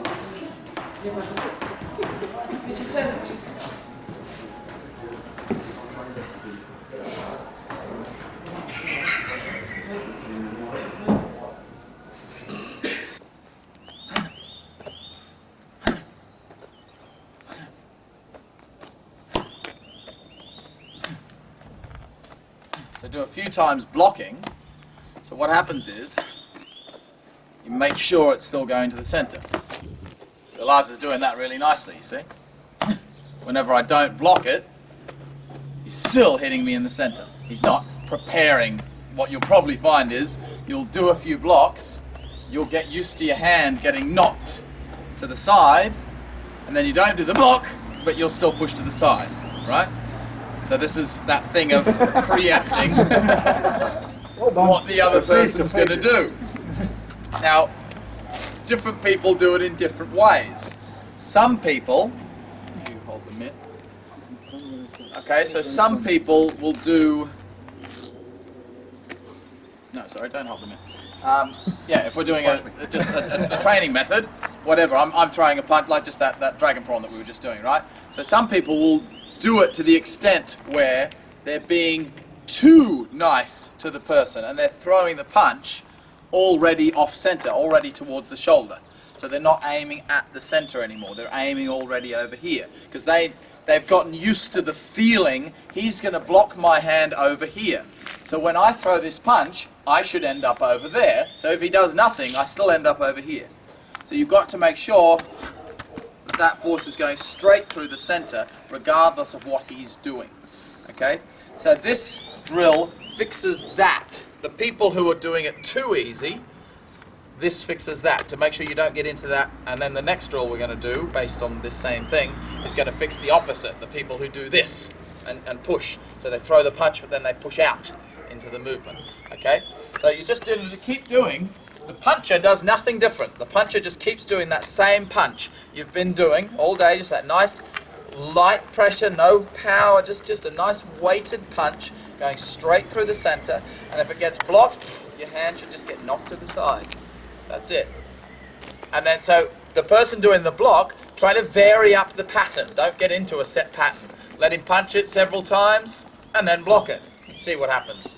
Then you might block it several times and then not block it. So vary up the pattern to try to catch them out. That's the whole purpose of the drill. Okay, have a go. What's going to happen now is, so this is now for those who are being too tense, just pushing out. Because effectively, I mean again, if you're a huge guy with massive muscles, then when you throw a punch, yes, in theory, if it's a straight punch coming through, and I try to block on this side to get something. You might be so big that yes, you can just bowl me over and, you know, use your punch to knock me out of the way. But generally speaking, the guy attacking you is probably going to be a bit bigger. So if I'm attacking you, I'm probably going to be a bit bigger. So even if you, say you throw the punch and I block it in like this, let's say you can put up a bit of a lateral strength to that, that's not really going to help you much because I can still utilize that tension in your arm to fold back to something else. So if I happen to block your hand inward, you're much better off folding to it, you see? Yeah. You learned a lot today, Marcus. Remember that? Is your wrist all right? Yes. Yeah. Okay, so when I slap your arm in, you want to let your arm fold and just come back with a back fist. But come around my arm, so suck it, no, up the middle of yourself. That's it, yeah, bang. That's the technique we're going to use. There's lots of different variations of the folding principle, but we're just going to use this simple one. So, you throw a punch, I block it, that's it, you fold it and do a back fist, like that. See, now you're thinking about a second punch. This is what makes it harder. So because you're now thinking about a second punch, you're throwing that punch already thinking about the second punch. So if I don't block, you've still got to do the first punch. Alright, so do your punch, the normal punches that we've been doing. That's it. See, that's going a bit off. Yeah. That's better. That was nice. That's off. That's better. See, that's going straight through my center. That's it. That's it. See, that's what we want to happen. See? It's folded and just comes straight back to my face. Of course, don't do the second strike. Okay, so we do it again. Bang. That's it. Yeah. But just keep it going. So after you've done the back fist, just load straight back and throw another punch. Yeah. Bang.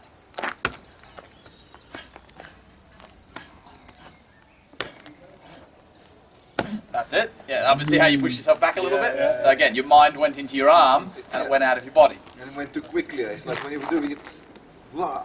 Yeah. You were both relaxed, but once you become too much like that, it's not yin and yang anymore. It's just like, so keep your punch again straight away, but don't feel the need to speed it up.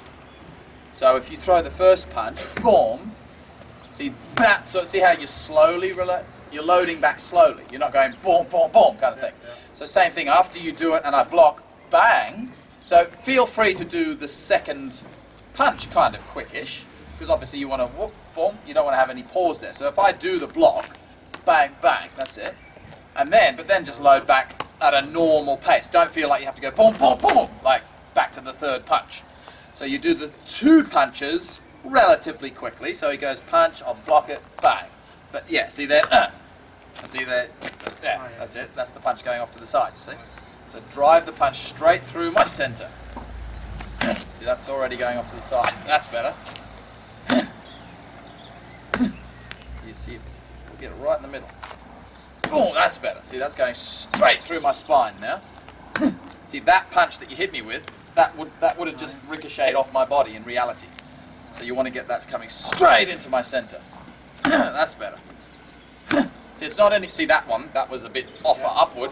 The power is the same every time. Every time you punch, the power is exactly the same. It's where the connectivity of the punch, and the connectivity of a punch is just as important as the power of a punch. It doesn't matter how much force you have in a punch. In fact, you're probably better off having like 80% of your maximum force with 100% of correct angle of contact, rather than trying to get 100% and then your angle's all off. Of course, better to have both at 100% if you can. But yeah, much better to get the angle correct with 80% pressure than a slightly off angle with 100% pressure. Okay, so that's what we're doing. Straight into the chest. If I block it, you come back with the back fist. Now, make sure, see what happened that time was when I blocked it, you were a little bit top heavy. Yeah. So you're when you're coming forward, you're rocking a little bit too much into your toe, and that's going to make you top heavy. So ground yourself on that first punch. Sink into your heels as you do it. So if I block it, that's it. Yeah, see, that's nicer. And then pull it back and straight into the center. That's it. See, if you're a little bit top heavy, you're not going to get that second punching because you're off balance yourself. So you need to make sure you ground yourself into the heels. That's it. And that's it. That's what we want to see. That was perfect what just happened there. Yeah, but also on a basic level, it's like the second punch will be dictated by the power and speed of the block. It's like if you yes, yeah, that's right. From the point of view of the training basic method. training is like don't try to add because then it becomes like that again. But it's like if it's relaxed, just think drop. Yeah, that's a good point. We'll say that. So if let's say I'm going to do the block, if I just block it like that, see that was still a pause, right? So don't pause, do the second punch. Yeah, So like that was at the same kind of timing. So yeah, what Liz just said, you're not trying to do something extra than what I'm doing. So the amount of force and speed I hit your arm with, you come back with the back fist, boom, boom. Now if you do it again, and I go, boom, then yours should come quicker, you see? Yeah, but it did. He hit me. Back. Yeah, that's it. Yeah. So the faster I block, the faster your body should, react to my movement kind of thing. So that means you're not trying to spin ahead of your partner. That's the sticky hands principle. You're sticking to your partner. You're not trying to move faster than what they are, because chances are you'll put your block up before they've thrown the punch and then you still get hit anyway. So just try to feel the... That's perfect, see? That's nice. Yeah. Okay, let's have a go at that. How do you get one Christian in a fold-up tent? I can see it engulfing him. Way! 1, 2, 1, 2. 1, 2, 1, 2. 1, 2. Let's do a song called 1, 2. 1, 2, bottom my shoe. 3, 4. Knock at my door. That's better. 5, 6. Hang on, this means I have to make up all the stuff and you just have to say numbers. Yeah, Eli's number 2. I'm number 2. Eli's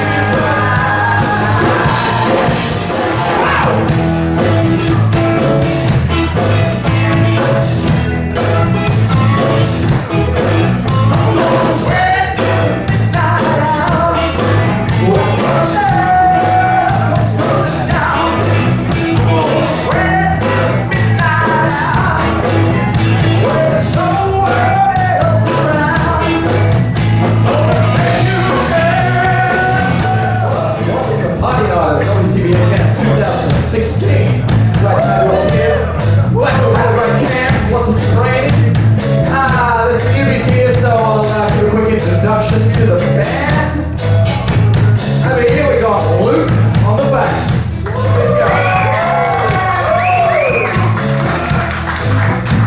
On guitar number 1, Aaron Perry. On drums, it's Yori. Guitar number 2, it's Ronan. You all know this one, that's Ben on the keyboard. A special welcome back to the group, we have Catalina.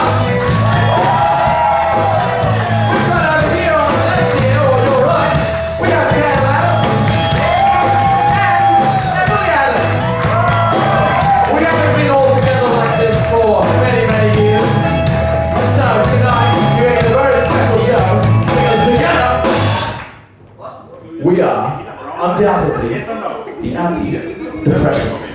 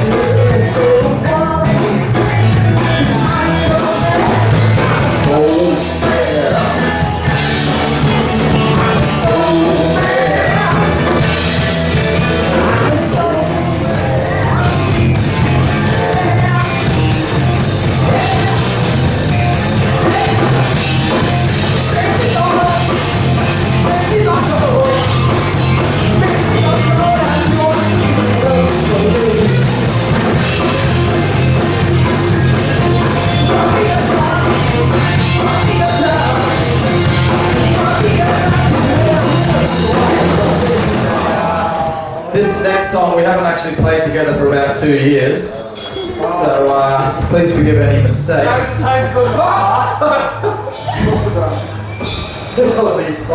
only ever sung this song once actually, and it was at a wedding, for a wedding dance song, and I recorded it to send to someone to fucking get her attention, and now she's over there and she's my girlfriend.